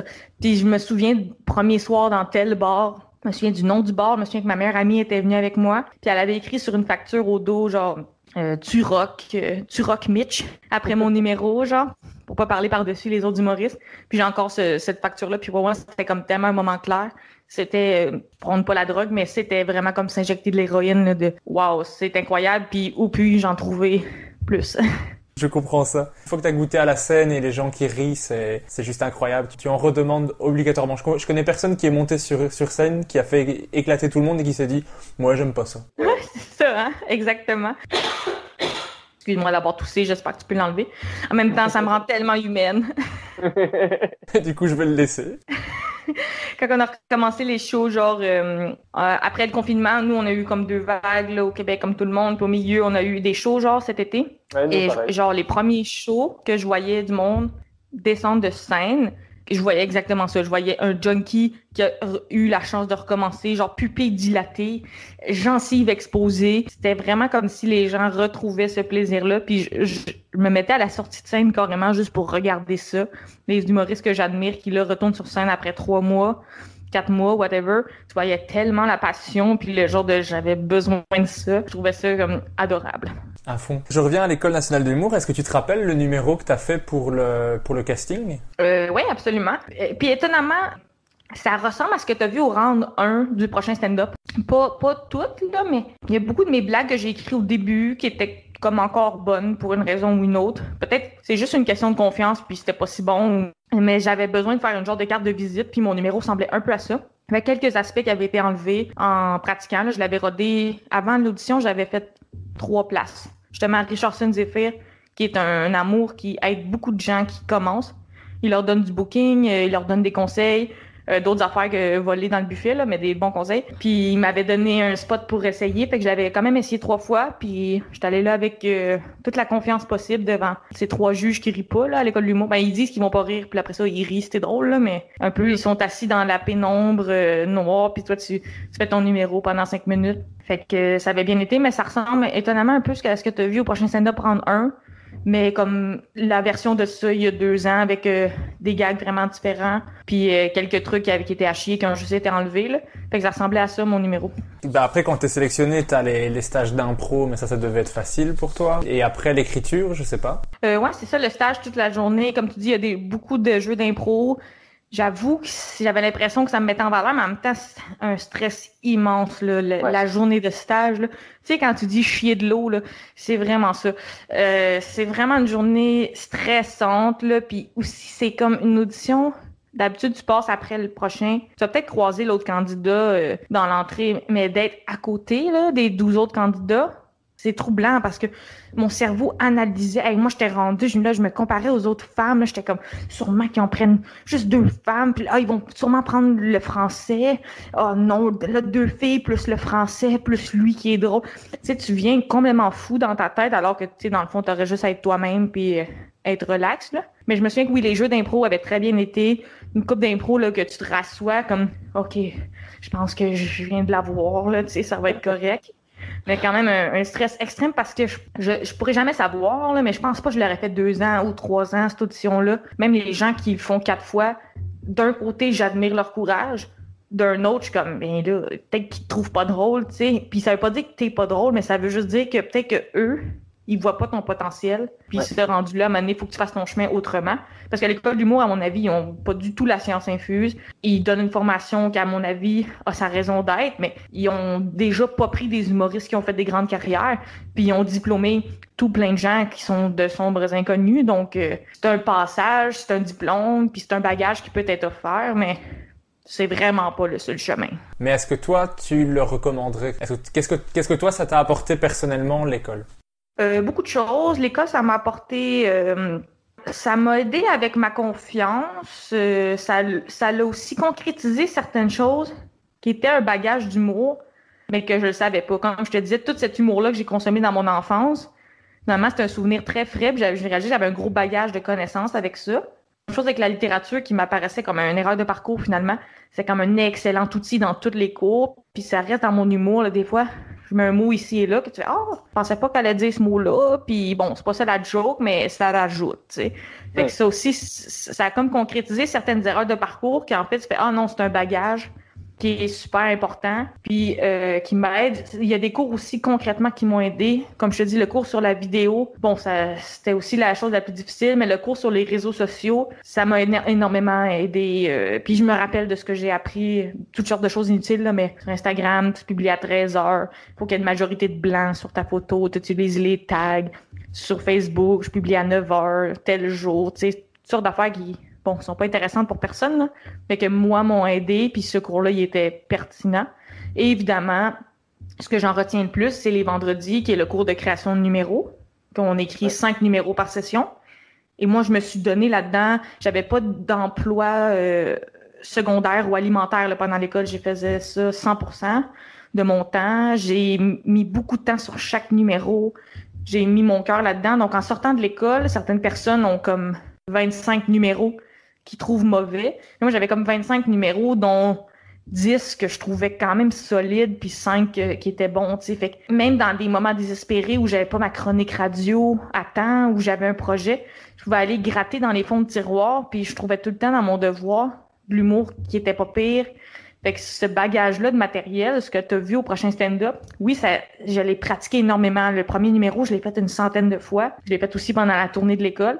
Mais c'est un peu le fruit de mon école, divisé en 2, 3, je te garde la surprise, 4 numéros de 5 minutes, on verra. Fait que c'est pas mal ça que je retiens de l'école, ce matériel-là que j'ai écrit, puis aussi la chimie que j'avais avec des gens de mon groupe. Autant il y a du monde que finalement je leur reparle plus, puis je leur souhaite du succès, mais on n'est pas en contact. Autant il y a du monde, c'était des bons amis, de l'aide, de la suggestion de blagues entre nous pour nos numéros, puis des fous rires évidemment, être avec 12 personnes drôles, c'est tout le temps le fun. Fait que je retiens quand même un beau bagage de l'école, c'est juste que j'essaie de nuancer pour si quelqu'un se fait refuser, il faut pas que ça soit la fin du parcours, parce que c'est pas vrai qu'une personne peut décider si t'es drôle.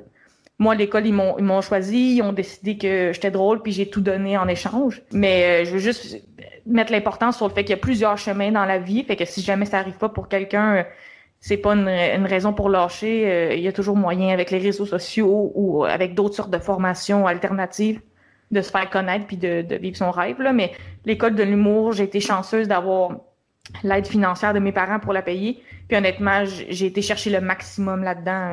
Puis depuis que je suis sortie, je travaille tout le temps. Fait que je leur dois beaucoup à l'école.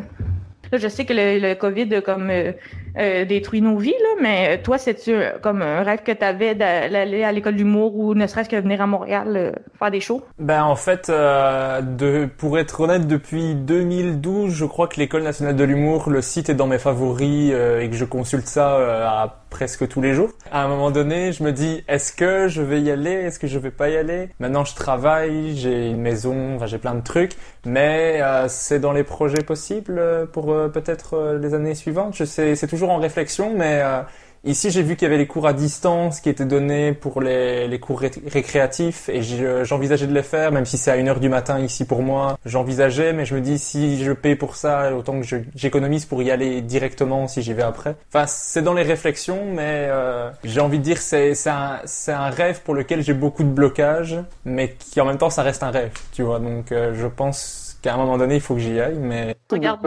Louis-José Hood faire de l'humour, est-ce que toi, ça te chatouille dans le bas-ventre ou... Oui. Énormément. Ben, comme je te disais, au sens où des fois, mettons, t'as pas fait l'école d'humour, mais t'as quand même parti un podcast à propos de l'humour, dans le sens où chaque chose compte vers ce rêve-là, même si c'est comme une autre sorte d'étape ou c'est comme quelque chose qui pousse dans le sens du rêve sans être nécessairement l'étape que t'aurais faite d'une façon classique. Mais c'est sûr, après le COVID, si t'as la chance ou si tu veux essayer de faire un truc à distance, tu sauras pas tant que t'auras pas essayé. Mais moi, j'ai un divan aussi si tu viens à Montréal, fait que tu peux venir. C'est gentil. Merci de me proposer ton divan. Je retiens. mais ouais, c'est vraiment quelque chose que j'envisage beaucoup.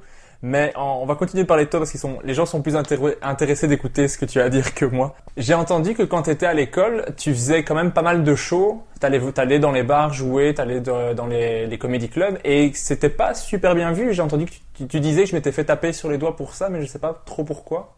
Ouais, ben c'est-à-dire avec l'école, il y a plusieurs années, là, c'était très sérieux. Là, c'était comme tu fais l'école, puis tu fais pas d'autres shows, puis t'es 100% avec nous. Là, avec les années, ça a commencé un peu à être plus lousse puis permettre comme de faire des shows. Mais moi, c'est que je faisais des shows tous les soirs. Fait que là, tu sais, des fois, même j'allais à Québec. Moi, je suis de Montréal, donc ça, c'est comme 3 heures aller, 3 heures retour. Ou 2h30, là, si tu roules en fou. Puis c'est sûr que des fois, le lendemain, à mon cours du matin, j'étais moins fraîche si j'avais fait la route toute la nuit. Mais moi, c'était une priorité, les shows. Puis j'ai juste été avertie de comme mon implication, mais je me souviens que j'avais bien expliqué à quel point, au contraire, c'était ma façon de m'impliquer dans mon rêve d'humour, tu sais. C'est assez discutable. D'un côté, cette école-là sont redevables d'être une formation collégiale. Donc, ils doivent offrir ce qui est l'équivalent d'un cours de gym, qui est un cours de clown. Ils doivent s'assurer que les élèves sont présents et pas juste ailleurs en train de faire un show. Fait que ça, je comprends qu'ils veulent fournir un vrai diplôme. Fait qu'ils ont quand même des critères à faire respecter. Mais moi, faire des shows tous les soirs, c'était comme... Je pouvais pas m'en empêcher. J'ai même pas voulu. Je disais juste oui à tous les shows, puis chaque show amenait un nouveau show. J'avais des chances de remplacer, puis d'aller là, d'aller ici et là, partout, puis je disais juste tout le temps oui. Donc, je me retrouvais à faire des shows tous les soirs, même 2, 3 shows par soir aussi. À Montréal, quand c'est proche, je peux faire du double, du triple booking, tu sais. Puis c'est devenu encore plus intense, parce que j'avais reçu un courriel d'un gérant que j'aimais bien, qui m'avait dit « Ah, si jamais t'as des questions sur ta carrière, tu me le diras, tu sais. » Qui était à la base un premier contact pour me représenter, mais je m'étais rendu compte que j'avais répondu 14 questions, genre comment faire un gala juste pour rire, comment avoir un contact avec un gérant, comment bâtir une carrière, comment avoir un contrat télévisé. Donc, tu sais, ce genre de volonté-là, je pense qu'il l'avait vu, puis après, finalement, il m'a représenté ce gérant-là pendant à peu près 2 ans. Donc, pour moi, les shows, c'était juste une façon d'appliquer. C'est la même chose que si tu veux devenir forgeron, ils te laissent pas forger. Et je suis comme, laissez-moi forger. Donc, c'est sûr que... Mais en même temps, j'étais élève modèle aussi. Moi, je suis très, tu sais, chien-chien, donne-moi ma gâterie, là. Fait que je faisais tous les cours. Mes travaux étaient d'une bonne qualité. Mais de temps à autre, je foxais le cours. J'allais pas au cours parce que la veille, j'avais fait un show. Donc, moi, je pense pour ça que j'ai été avertie de, ben là, c'était trop intense, mais... Pour moi, j'apprends tellement plus sur scène qu'avec un professeur dans une classe, même si tout ce que j'ai appris dans le programme, je le garde, mais la performance scénique, puis la façon que ça me faisait m'améliorer, puis la façon que ça me faisait écrire, pour moi, c'était irremplaçable, donc c'était prioritaire. Mais ça n'empêche pas que j'ai beaucoup appris dans mes cours, là. C'est juste que j'avais comme une prise de bec, tu sais, avec le genre de... Pas la directrice Louise Richer que j'aime beaucoup, mais le directeur pédagogique qui, lui, est là pour te chicaner quand t'es pas là. Moi, j'ai expliqué, mais voyons, tu vois pas que c'est positif ce qui m'arrive, tu sais. Puis il y en a eu des situations comme ça où même d'autres élèves avaient des chances comme un gala juste pour rire ou, tu sais, un gros tournage ou quelque chose d'important. Puis là, ils disaient, non, va à ton cours de clown. J'avais là, voyons donc, vous comprenez rien, tu sais. Fait qu'il y avait tout le temps cette prise de bec-là, mais j'ai toujours été comme ça. J'ai un petit refus de l'autorité. Puis là, moi, je voyais comme un chemin pour ma carrière, puis je le respectais. Mais je pense qu'avec les années, ils apprennent à s'assouplir, puis aussi à se connecter au milieu des bars. Ils ont rajouté un cours, genre l'humour dans les bars. Ils ont rajouté un exercice qu'on allait au bordel, faire l'open mic tous ensemble, de se connecter à ce qu'est réellement la job, au lieu de faire semblant de forger dans un local. Je pense qu'au moins, il y a cet effort-là. C'est juste que, comme tout, il y a comme un petit délai d'adaptation, comme le podcast qui passe des États-Unis au Québec, puis au Québec vers la Belgique. Cette mentalité-là de faut être sur scène pour apprendre, je pense qu'elle est en train de contaminer à l'école de l'humour, puis ça va adapter la formation. Au moins, il y a ce désir-là d'adaptation, je pense. En tout cas, si j'y vais, je voudrais faire de la scène aussi parce que c'est tellement formateur de faire de la scène et puis il faut le vivre, je crois, de faire des bides, de faire des moments où ça se passe bien et de préférence plus de moments où ça se passe bien que de bides, mais ben c'est pas toi qui choisis. Exact. Puis j'ai déjà eu des discussions avec du monde qui me disait qu'est-ce que tu fais trop de show, genre, ou t'as trop de show, puis je suis comme c'est vraiment dur de faire trop de show. C'est peut-être trop de show si t'as pas de matériel puis t'arrives pas à préparer, mais c'est vraiment dur de faire trop de show, comme tu dis, puis c'est confronté à toutes sortes de publics. Moi, ce que j'aimais aussi dans ces shows-là, c'est que là, des fois, j'étais à Montréal, devant du monde de 25 ans, j'étais très drôle. Puis là, en région, devant du monde de 50, là, j'étais moins drôle. Mais ça, faut le savoir, ça, puis faut s'adapter parce que ton show, tu veux le faire à travers toute la province. Donc, à mon avis, j'apprenais à travers ces échecs-là, puis aussi ces bons shows-là. Mais d'ailleurs, le 17 septembre 2019, tu fais ton premier show au Bordel. comment c'est d'arriver au Bordel Comedy Club et de se dire waouh, je fais une scène au bordel. Moi, c'est dans mes objectifs de vie, c'est noté, je dois faire ça avant de mourir. Je pense que ça aussi, quelqu'un avait la chiasse. J'ai bâti ma carrière sur de la chiasse. Oui, c'est ça. Moi, à chaque fois que je vois des humoristes un peu de mon niveau, mais meilleurs, je leur offre des tacos, là, tu sais, genre, je suis comme, t'es sûr que t'as pas envie d'une salsa qui est violente. Je me souviens que c'était un beau souvenir, puis comme tu dis, c'est comme un moment charnière, autant pour toi qui est comme l'autre bord de l'océan, qu'il y a plein d'autres humoristes au Québec. Puis je me souviens que c'était un beau moment, mais aussi que c'était tellement naturel. J'étais accueillie là comme si c'était la maison, puis monte en haut à la loge. Il y a quelque chose de très naturel là-dedans. Puis une fois que j'avais fait mon numéro aussi, je me disais, ah ben, dans le fond, c'est comme toutes les autres shows, tu sais, ça le rit, puis c'était vraiment le fun. Fait que ça, c'était plaisant à ce niveau-là. C'était cool de voir l'ambiance aussi. Toutes mes entrevues me parlent de comme la place des femmes en humour. Puis là, au bordel, j'arrive en haut, puis la loge était décorée comme très masculin. Tu sais, genre, très bois, très microbrasserie et cuir, là, tu sais. Fait que là, j'étais, c'est comme, on dirait que le décor me dit que je suis pas la bienvenue, là, mais il y a quelque chose de très masculin dans le décor du bordel en haut dans la loge, mais en même temps, je l'ai peut-être appelée là juste parce que la fille du show a pas pu venir finalement. Fait que c'est comme une double posture de, j'étais comme, c'est bizarre, le décor a quelque chose d'un monsieur de 50 ans, mais en même temps, je me sens la bienvenue ici. Mais je me souviens que ça avait été super le fun comme show, puis ça avait surtout été normal, tu sais, super le fun, rien de stressant comme d'habitude, là, ou du moins moi je suis stressée à l'intérieur, puis le monde me dit t'avais l'air à l'aise, c'était cool, mais maintenant le bordel, ce qui est le fun, c'est que c'est vraiment devenu comme une maison, là c'est sûr qu'avec le confinement c'est refermé, mais le monde est fin, puis tu rentres, puis quand tu joues souvent au bordel, ce qui était mon cas juste avant le reconfinement, j'étais quasiment là une fois par semaine. Là, tu te sens vraiment comme à la maison avec le staff, le proprio, tu montes à la loge, tu sais que tu fais ton 10 minutes, puis c'est une belle place où travailler, tu peux faire trois shows dans la même soirée, tu pratiques ton numéro, puis t'es payé pour ces 3 représentations-là, donc c'est vraiment the place to be, fait que c'était le fun d'y aller. Après, comment s'est passé pour toi la tournée des finissants? Très bien, très bien. Moi, je pense que le programme de l'école d'humour est un peu long. Mettons, j'aurais pris tous les apprentissages en 1 an, puis la tournée, alors que là, on fait 2 ans, puis la tournée. Fait que, mettons, le monde qui me tapait ses nerfs, il me tapait ses nerfs.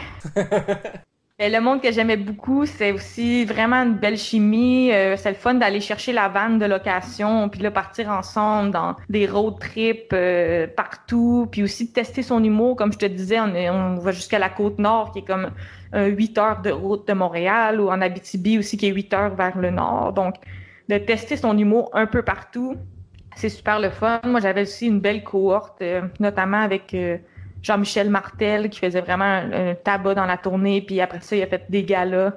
Puis c'est un bon ami à moi, Pierre-Olivier Forget aussi, qui est excellent. Donc, c'était le fun de connecter avec la gang, mais à la fin, c'est long. Là, après 2 ans d'école d'humour, puis faire 40 représentations, ça peut user un peu, mais naturellement, il y a comme des petites gangs qui se font, puis tu chill avec le monde que tu trouves le fun. Là, mais en même temps, surtout dans le contexte actuel, je vois la chance que j'avais de faire cette tournée. J'ai vraiment une grosse pensée pour la cohorte de cette année qui ont mis peut-être 15 000 pour faire ce programme d'études-là, puis qui n'ont pas le stage. Et si je peux revenir à ma métaphore de forgeron, on s'entend que c'est le but, là, faire la tournée, faire 40 spectacles, représentations, beaucoup plus que d'aller faire un cours de français, là, on s'entend. Fait que j'ai une grande pensée pour ces gens-là, puis je vois ma chance d'avoir pu faire ça. C'est très cool la tournée, c'est un bon test pour le numéro. J'ai fait à peu près le numéro que tu as vu au prochain stand-up 1. Tu sais que j'ai l'air de pas avoir appris parce que c'était mon audition, puis c'était mon numéro de fin de tournée, puis c'était mon numéro à TV, mais c'est la preuve aussi qu'un peu que les idées que j'avais le goût de mettre de l'avant étaient déjà présentes.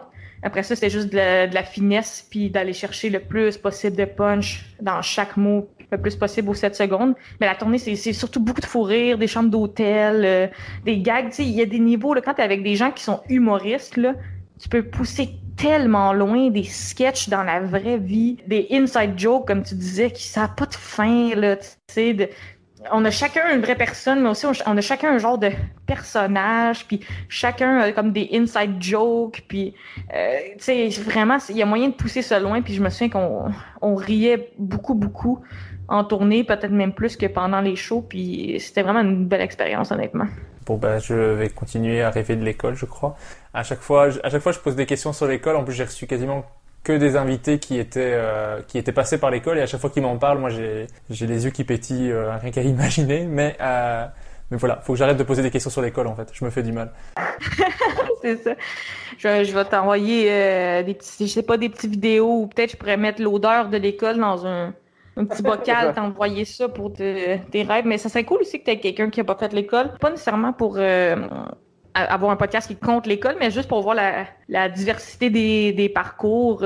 Ça peut être quand même intéressant de parler aux gens qui ont fait leur propre chemin, puis pas nécessairement de comparer, mais de connaître la diversité des expériences qui peut être faites. C'est par hasard, c'est ceux que j'ai invités qui me faisaient rire, et au final ils étaient quasiment tous à l'école. Il y a juste Maud Landry qui a juste fait les cours récréatifs et pas l'école, donc on a discuté de ça aussi dans le podcast que vous pouvez écouter, c'est l'épisode précédent ou 2 épisodes avant. C'est 2 épisodes avant, pour les gens qui écouteront le podcast. Après la tournée des finissants, t'as aussi fait pas mal de scènes, t'as fait le ZooFest, t'as fait les premières parties de François Bellefeuille, de Christine Morancy, de Patrick Groux. C'est comment de faire des premières parties? Ah, c'est super cool. Puis ça aussi, c'est quand même des petits rêves là, quand tu te fais appeler pour ça. Tu fais, oh mon Dieu, genre, je vais faire la première partie de telle personne. Il y a un côté un peu name drop qui est excitant. Une fois que l'excitation est passée, là, c'est quand même un bon défi, je dirais, une première partie. Les gens, normalement, sont réceptifs, surtout au Québec, sont gentils, puis ils se disent, OK, si elle est là, c'est que Bellefeuille la trouvait drôle, ou c'est que Christine Morancy la trouvait drôle. Donc, ils t'acceptent, mais en même temps, c'est une salle froide qui a pas été animée, qui a pas été réchauffée, et qui s'attend à quelqu'un d'autre qui est pas toi. Donc, c'est vraiment un beau défi. Surtout pour les gens qui ont peur d'ouvrir là, en spectacle, il y a des gens qui sont comme « Ah, moi, j'aimerais mieux pas ouvrir » ou « Ah, là, ils se pointent » pour les gens à la maison. Donc, ça, c'est une bonne façon de s'habituer à ça. Puis moi, finalement, je suis devenue accro à ouvrir. J'adore quand on me donne un public froid puis que c'est moi qui start à mitaine en bon français. Fait que j'aime beaucoup cet exercice-là. Puis j'ai apprécié mes premières parties. J'en ai vécu de toutes sortes, là, tant, mettons... le public de Christine Morancy m'ont adopté en 1 seconde, puis là, j'avais déjà l'impression d'être dans un milieu de spectacle, tellement il y avait de l'ambiance. Puis avec Patrick Groux, tu vois, on était à Dolbeau, qui est en région, puis son public est beaucoup plus âgé à Patrick. Je pense que dans la salle, il y avait une moyenne d'âge de peut-être 50. Donc là, il y avait plus un choc culturel avec mon humour de comme pourquoi qu'elle parle de même, puis pourquoi qu'elle parle de fumer du pot puis manger des Reese's dans son lit. On dirait que ça rejoignait moins les gens. Fait que ça, c'était comme une première partie qui était plus difficile. Mais dans tous les cas, je trouve mon plaisir là-dedans. Tu sais, c'est un beau défi. Je pense que l'humoriste aussi, il comprend la personne qui t'engage. Tu sais, il s'attend pas à ce que tu fasses mieux que lui. En fait, il s'attend à ce que tu fasses pire que lui. Idéalement, tu aurais quelqu'un en première partie qui est un peu comme un amuse-bouche, là, au sens où il est bon, mais il est pas aussi bon que toi. Mais moi, j'aime beaucoup l'exercice, puis j'aime beaucoup ouvrir maintenant dans les shows. Je suis genre, je vais ouvrir, ça va être super le fun, puis j'aime ce défi-là t'as beaucoup plus de prestige quand c'est toi qui as monté l'ambiance puis qui a rendu les gens à l'aise. Donc, j'aime beaucoup l'exercice. Puis, il y a des gens qui disent non, moi, j'aime pas cette première partie, ça me rend mal à l'aise. Moi, je dirais que je suis all-in là-dedans puis je suis prête à prendre le défi. Il y a jamais personne qui t'haït, là, même quand ça rit pas. Ça peut être que le monde n'était pas ready. Surtout tout le temps 1 ou 2 messages. Ah, j'ai bien aimé ça, je suis content de t'avoir découvert. Fait que pour moi, c'est un bel exercice à faire, même si c'est un gros défi. En parlant de défis, il y en a un autre, c'est de devenir chroniqueuse pour la radio. La soirée est encore jeune. Est-ce que t'aimes ça, travailler en radio? Oui, j'adore. Puis ça, c'est vraiment une surprise parce qu'à l'école de l'humour, il nous présentait l'option d'être chroniqueur ou la radio ou tout ce qui existe autre. Mais on dirait que moi, je pensais que c'était comme un plan B pour quand t'es pas bon, là. Mais non, au contraire, tu sais, c'est vraiment ça fait partie du métier. Puis moi, tout de suite en sortant, j'ai eu cette offre-là. Puis je tombais amoureuse de cette équipe-là. L'émission est très populaire au Québec. Puis je me fais reconnaître pour ça. Même, je me fais pas reconnaître parce qu'on voit pas mon physique à la radio. Pour moi, c'était la chose la plus fun qui m'est arrivée. Puis ce contrat-là m'a amené d'autres contrats parce que c'est écouté aussi par, en guillemets, l'industrie, cette émission-là. Donc, ce contrat-là amenait d'autres contrats, que ce soit télé, radio ou ne serait-ce que de l'attention positive. Le fait que c'est enregistré devant le public aussi, on est dans une autre sorte de radio. Moi, je pense de la radio, hey, midi 20, puis il fait 32 degrés, puis on fait tirer des t-shirts. Je pense que ça m'attirait moins. Mais de la radio, comme la soirée est encore jeune, premièrement, on est un peu comme 150 personnes à peu près là, qui sont présents. Et quand les gars disent que je l'ai sorti du stade ou des affaires comme ça, je me souviens encore du feeling. Puis ça aussi, ça m'a poussé à l'écriture. Je venais de sortir d'école de l'humour. Moi, j'ai besoin d'un deadline ou une date de remise. Cette pression-là de devoir remettre une chronique Donc, pour moi, c'était vraiment une hostie de chance. Mais moi, j'ai entendu les quelques chroniques qui sont disponibles sur YouTube. J'ai vraiment bien aimé ça. Il y a celle sur la différence entre la grippe et le rhume qui m'a éclaté. Il y avait la Saint-Valentin qui m'a bien fait rire aussi. C'est le podcast un peu du compliment. Moi, j'adore faire des compliments.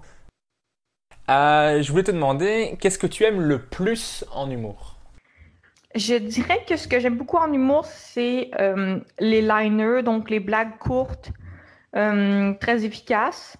Par contre, j'ai des goûts assez variés, je dirais. Dans mon humour, c'est beaucoup dans l'autodérision, l'expérience personnelle. Bon, des fois, on est dans une vérité ou une semi-vérité. Tu sais, à la réécriture, les anecdotes partent souvent de quelque chose de vrai. Puis là, en le retravaillant, on change quelques détails. Là, souvent, les gens me disent « Ah, wow, la diva cop, ton personnage de simple, je suis comme personnage. » Tu sais, il y a beaucoup de vrai dans ce que je fais, même si en le pratiquant, on modifie ici et là.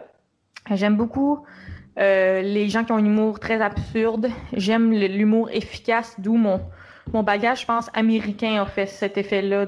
J'aime le liner, j'aime le jeu assez sec, puis vraiment de ceci mon humour, puis chaque mot est quand même calculé à la virgule. Donc, j'aime aussi l'humour trash, l'humour absurde, l'humour noir.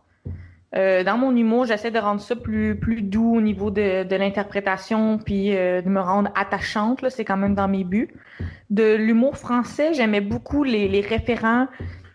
Pour revenir à Dieudonné, je trouvais que ces référents étaient le fun, puis souvent je faisais pause, puis là j'allais googler de quoi il était question. Donc ça me faisait apprendre sur l'humour, mais aussi apprendre sur tout à la fois. Donc j'aime ce côté-là de l'humour qui est le côté nombreux des référents. J'aime dire qu'en humour, je connais rien sur rien, mais je connais un peu de tout, au sens où, par exemple, j'écoute pas Occupation Double, qui est une télé-réalité populaire au Québec, mais je peux te dire les 8 choses qui sont arrivées cette saison-ci, parce que ça fait partie de mon métier d'humoriste, tu sais. Donc, j'aime ça un peu tout connaître ou avoir une base pour faire une blague sur tout.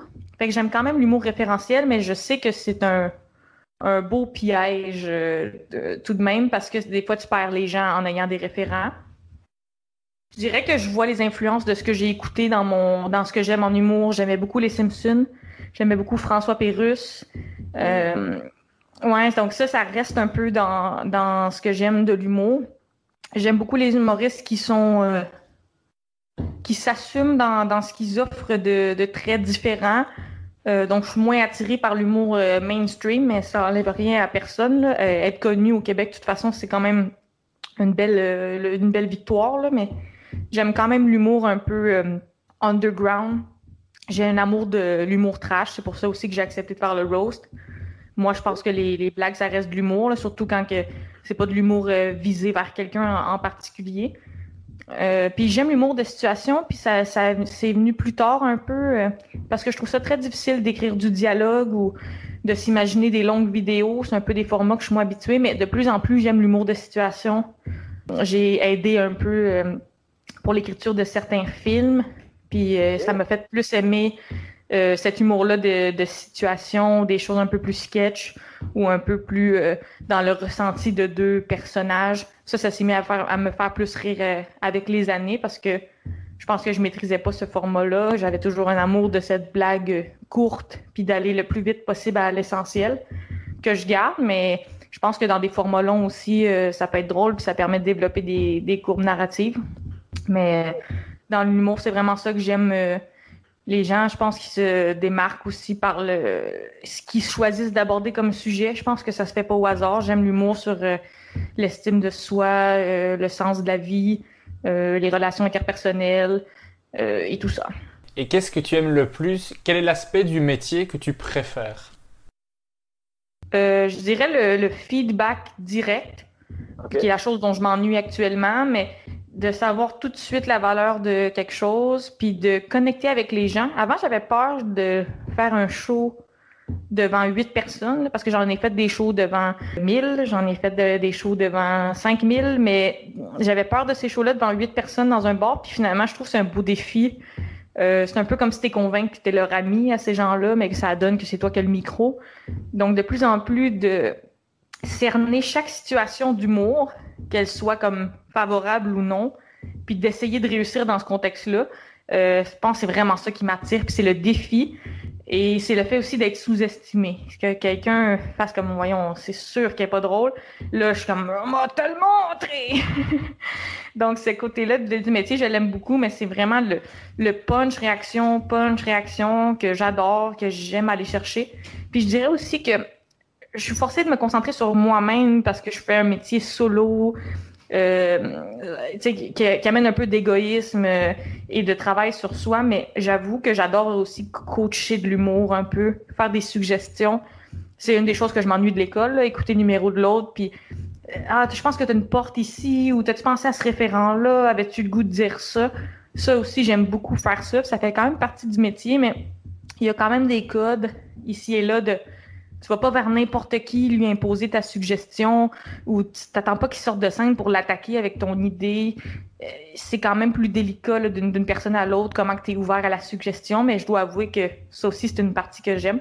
Mais de plus en plus, je me mets à aimer tous les aspects de la job. Je pensais pas que j'aimerais la radio, j'aime la radio. Je savais pas que si j'aurais la chance de faire de la télévision et si j'aimais ça. Finalement, maintenant, quand ils partent la caméra, j'adore, je suis complètement dédiée à ça. Donc, plus je découvre des branches de mon métier, plus je découvre ce que j'aime et ce que j'aime pas. Puis, c'est pas négatif non plus. Là. J'adore faire, mettons, des spectacles corporatifs ou des choses comme ça, mais je réalise que c'est un défi ou que ça peut être malaisant si je fais un show pour du monde qui ont une usine de poulet puis finalement ils me trouvent pas drôle. Là, il y a tellement de contextes différents qui peuvent mal virer, mais là, la saison des parties de Noël s'en vient. Puis les gens ont l'air vraiment cool. J'ai plein de shows Zoom avec différentes gangs qui m'ont directement contacté. Souvent même, on fait comme une discussion où ils donnent des informations sur leur compagnie. Ou mettons, la réceptionniste Diane, elle se mouche tout le temps. Ou on a une anecdote avec le patron. Puis là, tu peux même avoir une discussion avec eux. Donc, je pense que ça permet un peu de se déjeuner dans le corpo. Mais overall, je dirais que c'est vraiment la dynamique de blague, rire, là. C'est pour ça que je fais cette job-là. Puis même quand j'avais la chance de faire comme 1 ou 2 shows par soir, là, je sentais que ce rythme-là, je l'avais dans le corps. T'sais. Je suis pas là comme un danseur de salsa, mais dans ma tête, ça fonctionnait comme ça. Là, 1, 2, punch. 1, 2, punch. Puis je sentais que c'était vraiment très en moi. Là, je me sens plus en confinement, fait que je me sens moins 1, 2 punch, je me sens plus 1, 2 chips. Mais quand même, je sais que c'est ça qui me stimule. Puis c'est le fun parce qu'il y a un renouveau constant, même quand tu établis certaines bases dans ta carrière. Le lendemain, tu peux être en train de te planter dans telle autre ville. Donc, cette surprise-là aussi, cette irrégularité-là que je vais chercher, qui fait de moi que clairement, je ne serai pas ingénieur jamais. J'aime ça, ce côté je suis le roi ou je suis la pire marde ce soir. J'aime beaucoup ça, cette loterie-là, puis le défi que ça me donne. Et qu'est-ce que tu aimerais le moins alors dans le métier? Mettons, pour faire un lien avec ce que je viens de dire, si je m'imagine un univers où tout le monde me trouve drôle 100% du temps, je pense que j'arrêterais. OK. Tu sais, au sens où c'est vraiment le défi qui me plaît, là. C'est comme si j'étais millionnaire, si je pouvais payer des gens pour venir me voir, tu sais, c'est ce défi-là que j'aime et qui donne un sens. Donc, si tout était trop facile, j'aimerais pas ça. Mais plus concrètement, il y a plein de choses que je déteste du métier. À commencer par aller faire un show ailleurs, dans une autre ville, puis là, l'humoriste qui te fait un lift, il est d'une lourdeur infinie, puis finalement, c'est comme 8 heures de char malaisant pour 5 minutes de fun. Ça, c'est vraiment une grosse partie du métier que je déteste, puis aussi, des fois, j'ai mal au cœur en char, puis mais tout ça, je l'ai fait avec grand plaisir, puis je le fais encore, là, mais ça fait partie un peu des malaises du métier. Puis aussi, ces contacts-là avec les humoristes, c'est vraiment les deux. Soit c'est des bonnes personnes, ils sont incroyables, ils m'apprennent des choses et me motivent. Soit c'est des vieilles merdes, pas de carrière, qui sont super jaloux puis fâchés de ce qui leur arrive. Puis toutes les personnes autour d'eux sont la faute du fait qu'ils n'ont pas de succès, mais ça n'a aucun rapport avec eux. C'est vraiment les deux pour moi. Puis j'ai de la misère avec ça parce que moi, je suis très exigeante. Puis je mets beaucoup de travail. Donc, quand quelqu'un me dit devant moi, j'ai pas de succès puis c'est pas de ma faute, j'ai tout le temps le goût de dire, mais non, tu sais, il y a quelque chose que tu fais pas comme faut que tu travailles, faut que tu te mettes de l'avant, faut que tu aies une estime de toi. Mais souvent, c'est ça, c'est de côtoyer les collègues, c'est à la fois la plus belle chose. C'est des gens talentueux qui m'inspirent, souvent c'est mes idoles. Puis t'as les autres humoristes, fait comme, mon Dieu, t'incarnes tout ce que je déteste. Fait que c'est quand même confrontant à vivre. Puis moi, je suis une personne qui est zéro dans la confrontation. Fait que, tu sais, pendant cette heure-là de char, je suis vraiment pas à confronter la personne. Je suis juste dans ma tête à me dire, oh, j'ai hâte qu'on arrive. Fait que Oui. ça, c'est un côté qui peut être plus top de la job, mais overall, en tout et partout, il y a beaucoup plus de gens positifs. Puis il y en a pas beaucoup des humoristes comme ça parce qu'ils font pas long feu, parce qu'ils sont pas heureux là-dedans. Puis tu sais, ils se trouvent des raisons, tu sais, pour que ça marche pas. Tandis qu'avec mes autres collègues, je trouve qu'il y a des moments de connexion, on peut partager nos réalités, suggérer des jokes comme je disais, puis vraiment passer des bons moments. Mais le malaise en tant que tel, c'est vraiment ça que je déteste de la job. Puis il est partout le malaise, mais j'ai aussi son contraire qui est l'amour des gens. Mais c'est juste une balance de ça. J'adore quand les gens se lèvent à la fin puis applaudissent. Mais des fois, t'es comme accueilli par quelqu'un au show, puis là, ils te mettent dans un placard à balai en attendant ton tour. Puis il y a comme un mélange entre le malaise et la gratitude des gens qui se côtoient, qui est comme délicieux, mais cringe en même temps, qui est inexplicable. Mais c'est ça que je déteste dans ma job quand je suis mal, ou quand j'ai l'impression que j'ai déçu les gens, ou qu'ils me trouvent pas drôle, comme tu disais tantôt. C'est que nous, on se dit pas, ils nous trouvent pas drôles, après ça, ils vont aller se coucher puis ils pensent plus, on se dit, mais ils me détestent, ces gens-là, tu sais. Alors que c'est tout à fait faux, là. Mais le malaise que je vis des fois, il est inconfortable, mais je pense il sert de contraire au confort incroyable de vivre sa passion puis de relever des défis, là. Mais c'est certainement ça qui me retient le plus dans mon travail. Ok. Mais je peux comprendre, je crois que les humoristes, c'est les personnes avec lesquelles soit tu connectes super facilement, ou c'est des gens qui, après 30 secondes, tu fais je ne connecterai jamais avec cette personne.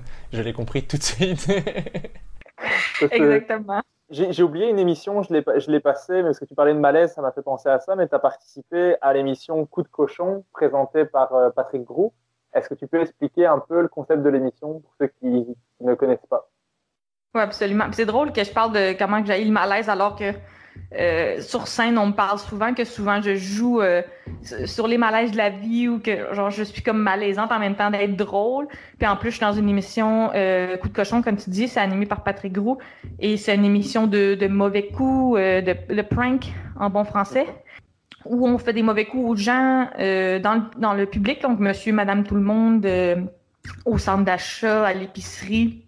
On fait des blagues aux gens, on essaie de les pousser, de les rendre mal à l'aise. Des fois, on a comme un scénario où on a de l'impro. On a comme une petite situation qu'il faut pousser le plus possible.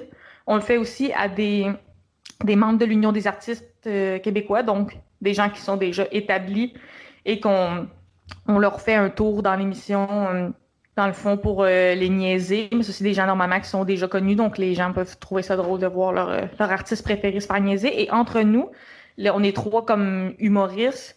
On n'est pas vraiment des personnages. On est nous-mêmes là, avec Mathieu Pepper et Guillaume Pinault. On est comme les trois acolytes. Puis il y a un petit côté compétitif là-dedans qui va pousser le plus loin. Puis on se fait des petits défis aussi en studio. L'émission est d'ailleurs de retour cette saison-ci. On est en train de tourner. Mais là, on est en mode COVID. Donc là, c'est super particulier d'aller pranker des gens à 2 mètres. On l'essayait un peu, puis les gens sont terrifiés, sont mais pourquoi tu t'approches de moi? T'sais, c'est vraiment plus dur d'aller faire la joke au complet, là. Mais l'émission est belle fun, puis je suis contente que ça revienne aussi. Mais tu parlais de malaise, c'est vraiment ça, l'émission. C'est moitié drôle, moitié malaisant, puis les gens qui l'écoutent, ils acceptent ça, là. Mais on fait tout dans l'émission. J'avais déjà été retourner un test de grossesse avec une bedaine de 8 mois, puis je pleure pour qu'on me rembourse le test de grossesse qui marche pas. Tu sais, vraiment des niaiseries comme ça. Puis je pense que la saison là qu'on fait elle va être un peu différente au sens où on va plus se prendre au jeu entre nous, mais moins les gens à l'épicerie, parce que les gens à l'épicerie, ils ont un masque puis ils ont peur, là. C'est vraiment plus dur de s'approcher de quelqu'un, là. On est allé faire une journée de test. On est allé aux pommes au Québec, puis j'avais fait la police des pommes. J'avais dit hey, c'est un arbre par famille, tu sais, pour niaiser la fille. Puis elle était comme oh désolé, on le savait pas, vous savez, avec le COVID, hein? Donc il y a même pas moyen de faire la blague parce que le monde est bien trop stressé.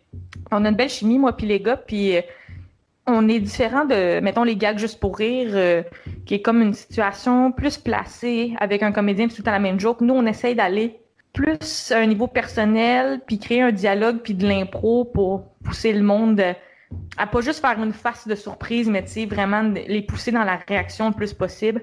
les amener dans le malaise puis dans notre situation. Donc, c'est comme ça qu'on se différencie un peu des émissions de mauvais coups classiques, là. Un peu plus dans l'idée de François Lambrouille, mais je sais pas si vous connaissez au Québec.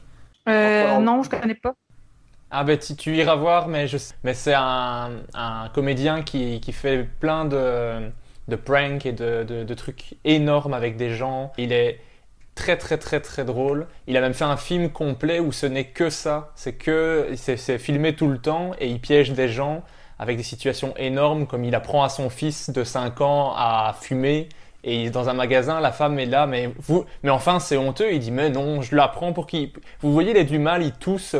À force de l'entraînement, ça va aller mieux et tout. Et la femme est super choquée, mais c'est filmé. Ils ont fait un film complet. Je te conseille d'aller voir ça si c'est le genre de choses que tu aimes.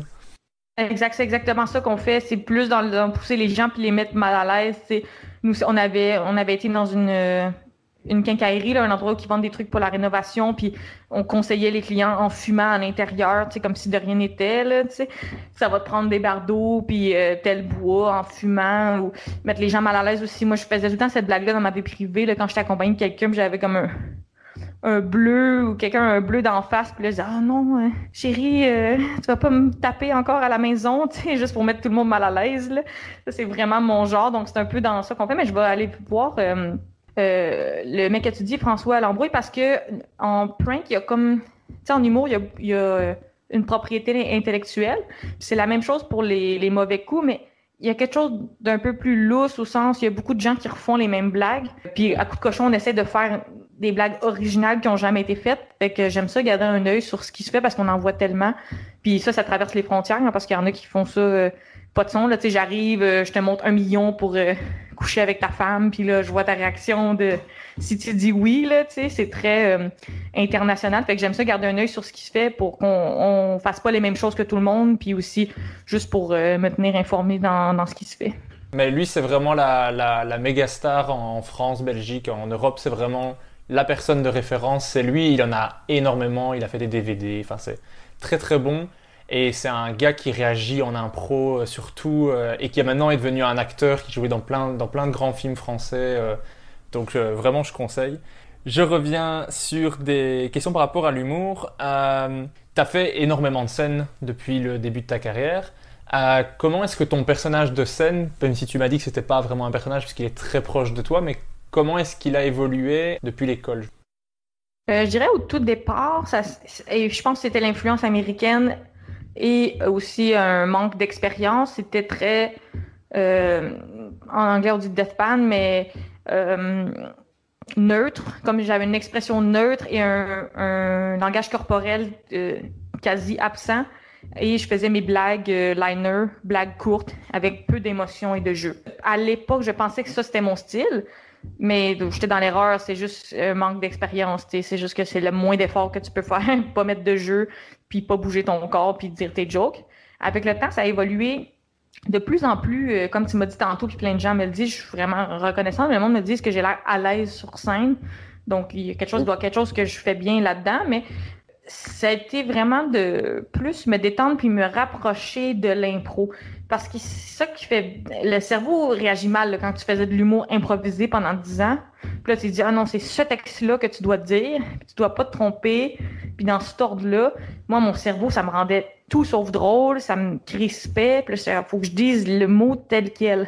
Mais en écrivant d'une façon plus improvisée sur la scène, en partant avec j'ai 3 mots, je sais que bon, j'ai une blague de radiateur, j'ai une blague d'auto, puis j'ai une blague de Doritos. J'ai moins de phrases en tête, j'ai moins un texte par cœur. Je suis beaucoup plus lousse, donc je suis la Michelle de l'impro, qui est plus relax, qui est plus à l'aise sur scène.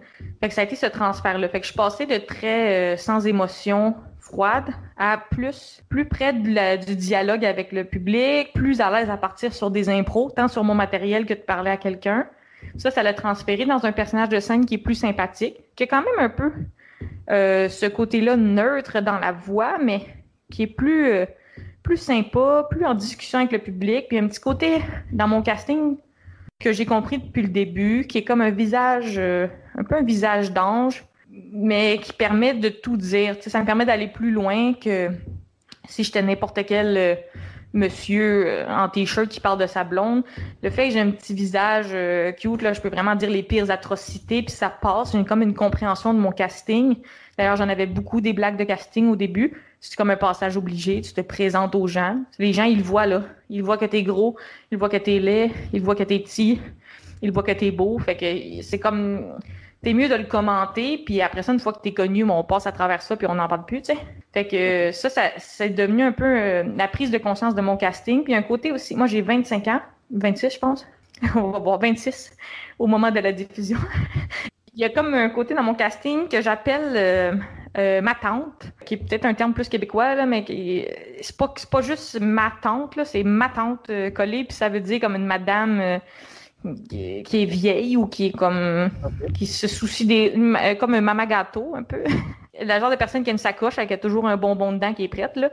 Donc il y a de ça dans mon personnage de je suis une jeune femme mais j'ai un petit côté baby boomer. La voix en moi est comme une vieille dame puis ça fait un bon mélange sur la scène dans mes référents, ma façon de le dire. Puis il y a aussi comme je te parlais le côté littérature là, du petit mot que tu t'y attendais pas, qui est pas nécessairement la blague, mais qui rajoute une couche de plus, mettons, dans le langage. Mais je me dirais que je deviens de plus en plus à l'aise, puis je pense que ça va continuer.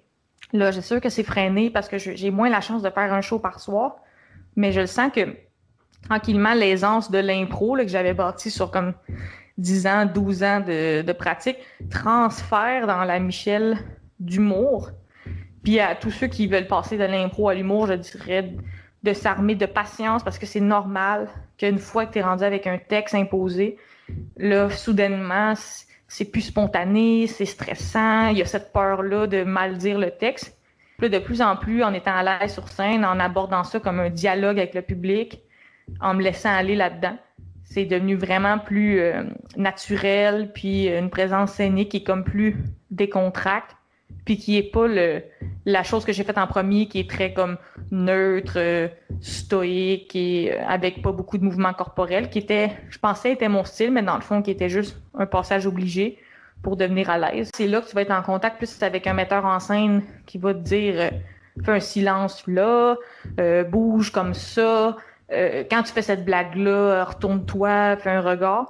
J'ai jamais eu cette expérience-là, sauf à l'école de l'humour. Donc, je pense que mon interprétation de mon humour pourrait être grandement améliorée. Je suis assez fière de mes textes. Il y a toujours place à l'amélioration. Mais je pense que dans la mise en scène puis dans mon jeu, ça pourrait être grandement amélioré encore. Je vois plein de possibilités pour le futur. Je suppose que l'objectif suivant, maintenant, c'est le One Woman Show. Ou tu penses qu'il y a encore des étapes avant ça? Je sais pas. Comment tu envisages la suite? Normalement, oui, si c'était pas du COVID, c'était la prochaine étape, puis c'est déjà en branle au sens où j'ai déjà comme 50 minutes de matériel que je trouve très appréciable et pas dégueulasse du tout. Maintenant, avec le COVID, bon, c'est freiné là, les shows et tout, puis c'est pas vrai que je me lancerais dans un show sans l'avoir rodé ou pratiqué des centaines de fois, tant dans les salles que tout seul avec moi-même. Mais en même temps, c'est intéressant parce que des humoristes québécoises, mettons un exemple comme Kat Levac, qui a pogné tellement de contrats télévisuels que ça a ralenti son spectacle. Le fait qu'il y a la COVID maintenant, mais je me plonge à 100% dans la télévision puis la radio, en me disant, ben dès que j'ai la chance, ma priorité, c'est la scène. Mais j'ai eu cette chance-là juste avant que tout commence avec le virus, d'avoir une chance à la télévision, d'avoir une chance à la radio. Donc, je me sens choyée de tout ça. Ça m'a donné un revenu pour passer à travers. Ça m'a aussi donné la chance de faire ça sans que ça soit au détriment de la construction de mon spectacle solo. Donc, on dirait que je le prends, cette chance-là, de me dire, bon, je me lance à 100% dans toutes les autres plateformes que je connais. Puis dès que je peux, je me relance dans ma priorité qui est véritablement la scène. Mais ça m'a comme ouvert les yeux sur tout ce que je pouvais faire. Puis je le prends positivement parce que maintenant, j'ai le temps de faire ça. Mais c'est sûr que moi, mon rêve, si tu me le demandes, quand je ferme les yeux le soir, c'est la grosse scène, le gros spectacle, connecter avec le monde puis le rire en live. Cela dit, je m'amuse quand même énormément quand je filme de la télévision ou que je prépare ma chronique à la radio. Donc, c'est comme ça a bien tombé pour explorer ça. Et est-ce que tu sais tout ce que tu veux aborder dans ton spectacle, les thèmes que tu te dis, moi je veux aborder ça, ça me tient à cœur, qu'est-ce que ce serait pour le moment? Parce que tu dis que tu as 50 minutes, donc je suppose que tu n'as pas encore tout, mais tu as déjà une bonne base sur laquelle travailler. Ça se rejoint ce que je veux dire dans mon humour, puis après ça, ce que je veux faire avec cette plateforme-là que j'ai. Dans mon humour, bon, tu l'auras vu, ça parle d'estime de soi, ça parle de rapport au corps, ça parle de relations interpersonnelles, ça parle de procrastination, de solitude, ça parle de sexe. Donc, tous ces sujets-là, je pense qu'ils vont se retrouver dans mon spectacle.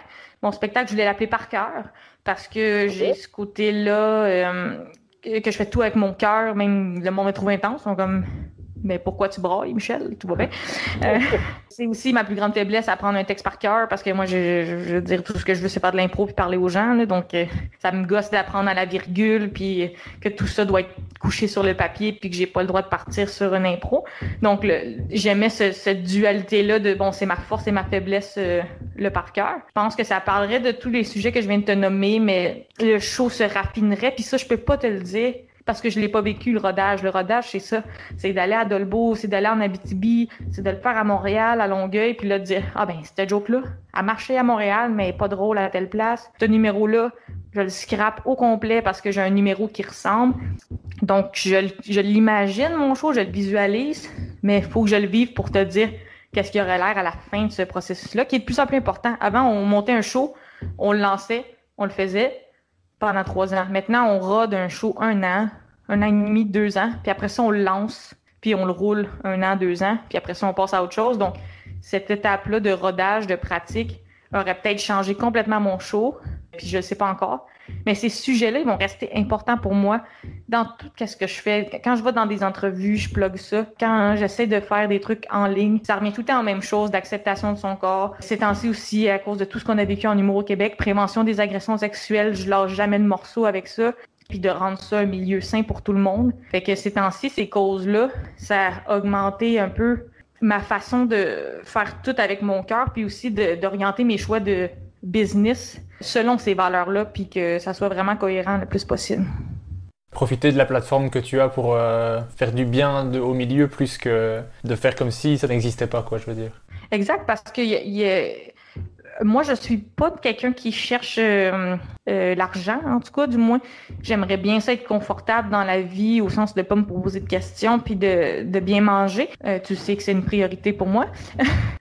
Il y a une photo avec un bain de Doritos qui m'a donné une petite indication là-dessus. Ça te met la puce à l'oreille, mais j'ai pas de rêve de grande gloire ou de grande richesse. J'ai plutôt le questionnement de si j'obtiens cette tribune-là, qu'est-ce que j'en fais? Ça veut pas dire que les gens qui font pas ça sont égoïstes. Moi, j'ai toujours eu cet appel-là de faire plus, puis même si j'avais finalement choisi la littérature ou autre chose, je pense que j'aurais choisi un métier quand même qui est porté à aider les autres. Puis je trouve surtout que quand on a une tribune, t'es pas obligé d'aider les autres, mais si ton seul but c'était vraiment d'égoïstement te flatter là-dedans, puis faire de l'argent avec ça, puis ta tribune tu l'utilises juste pour comme te flatter dans le sens du poil, j'ai l'impression qu'il passe à côté de quelque chose d'important puis de grand, genre.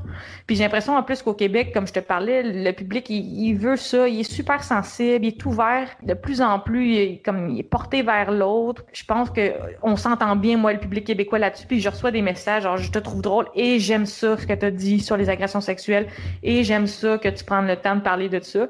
Donc, pour moi, c'est une façon de connecter avec les gens et c'est pas une stratégie du tout commerciale, c'est vraiment qui je suis. Tu sais, je peux pas m'en empêcher. Puis ça vient de ma famille, on est comme ça, on parle des émotions, on s'entraide. Donc pour moi, c'est une partie de moi-même, puis c'est juste le vrai, là. Bah, je te souhaite en tout cas le grand spectacle que tu espères avec ton one-man show et de pouvoir défendre les causes que tu aimes. Ici, à la toute fin, je t'avais prévenu, j'aime bien faire l'interview name dropping. Et je te demandais à chaque fois de me citer un humoriste, mais tu es obligé de te limiter à une seule personne. Et ça, c'est la difficulté du jeu, à chaque fois. C'est vraiment dur ça. C'est comme ton film préféré, on dirait que tu arrives à en nommer une.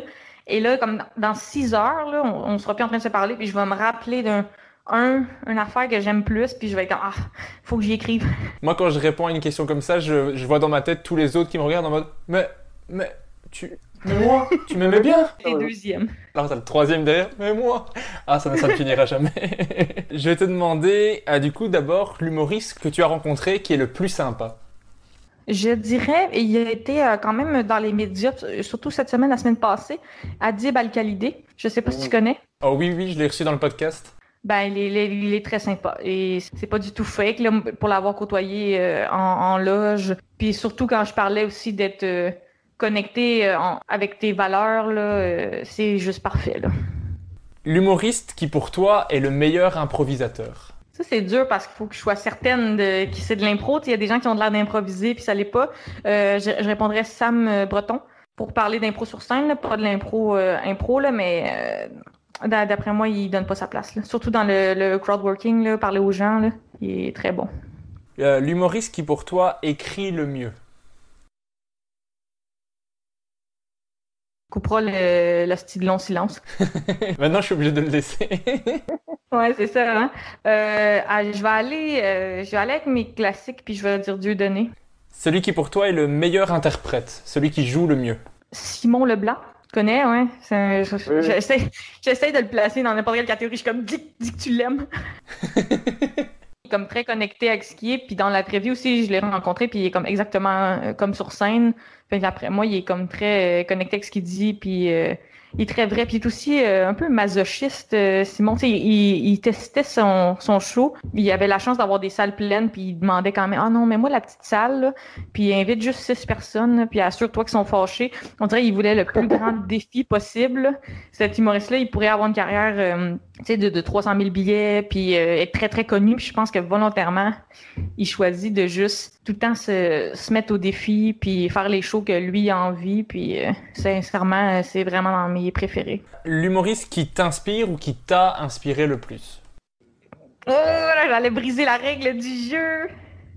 OK, mais je dirais Rosalie Vaillancourt, sans nommer d'autres noms, pas fucker le jeu, et toute cette vague de femmes québécoises hilarantes et décidées qui ont pris la place. Ça m'a nettement inspiré. Un humoriste qui pour toi est trop sous-estimé, qui devrait être connu par le monde entier tellement il est bon. Est-ce que le but, c'est que ça soit un rang d'éclair? Parce qu'à date, j'échoue. Je suis dans la pression. Un humoriste qui est, à mon avis, sous-estimé... Ben, je dirais Jean-Michel Martel, au sens où, qui était mon ami de l'école, qui fait de l'humour plutôt absurde. Je pense qu'il est sous-estimé au sens où, moi, je le vois là, que c'est comme le début d'une grande carrière. Puis je pense que tout le monde qui le découvre sont dans cette même idée-là, mais peut-être que les gens vont être surpris dans 5 ans qu'il soit déjà au top, mais moi, je ne serais pas surprise. Mais je sais pas si c'est une bonne réponse parce qu'il est pas sous-estimé au sens, ça fait pas 10 ans qu'il roule puis que personne comprend son humour. Mais j'ai l'impression que ça va faire un peu comme les Denis Drolet au sens c'est absurde, jusqu'à temps que tout le monde le connaisse puis que tout le monde soit vraiment embarqué avec lui. Mais j'ai l'impression qu'il pourrait être sous-estimé par des gens, mais que dans 5-10 ans, il va être partout. Et je t'avais prévenu aussi, je te demande de choisir entre 2 humoristes. Tu dois me dire celui qui te fait le plus rire sur scène. C'est vraiment subjectif. Toutes les personnes qui sont citées sont que des gens ultra talentueux. Je le dis à chaque fois, mais ça m'évite des problèmes. Premier choix entre Mike Ward et François Bellefeuille. Bellefeuille. Tu peux justifier quand t'as envie. Si t'as pas envie, tu ne justifies pas, mais c'est laissé à ton appréciation personnelle. Entre Patrick Groux et Martin Perizzolo. Martin Perizzolo. Comme tu dis, je le sens pour cette question-là, plus le côté personnel là, que ça implique. Il y a beaucoup d'humoristes que je respecte énormément, qui sont mes collègues, mais quand t'es comme, lui, c'est juste ça me fait rire. Martin Perizzolo est devenu connu au Québec pour un personnage qu'il faisait avec Mike Ward là, qui s'appelle Poudy. Il y a quelque chose de Poudy qui est présent chez Martin, où il y a un petit zouzou qui vient me chercher puis qui va toujours me faire rire, et ça, même si je travaille tout le temps avec Pat puis qui me fait beaucoup rire. Entre Pierre-Olivier Forget et Jean-Michel Martel. Oh! Je vais prendre Jean-Michel Martel juste pour l'unicité qu'il offre. Pierre-Olivier est extrêmement drôle, mais Jean-Michel, c'est un produit unique. Puis même, souvent à l'école, j'essayais d'être la plus drôle, puis je peux pas topper l'unicité de ce qu'il faisait. Puis à cause de tout ça, pour moi, il passe devant beaucoup, beaucoup de gens parce qu'il ne ressemble à personne. Entre Yannick Demartino et Jean-Thomas Jobin. Jean-Thomas. Mais c'est drôle, tes deux questions, parce qu'à mon avis, P.O. Forget, c'est un peu Yannick Demartino.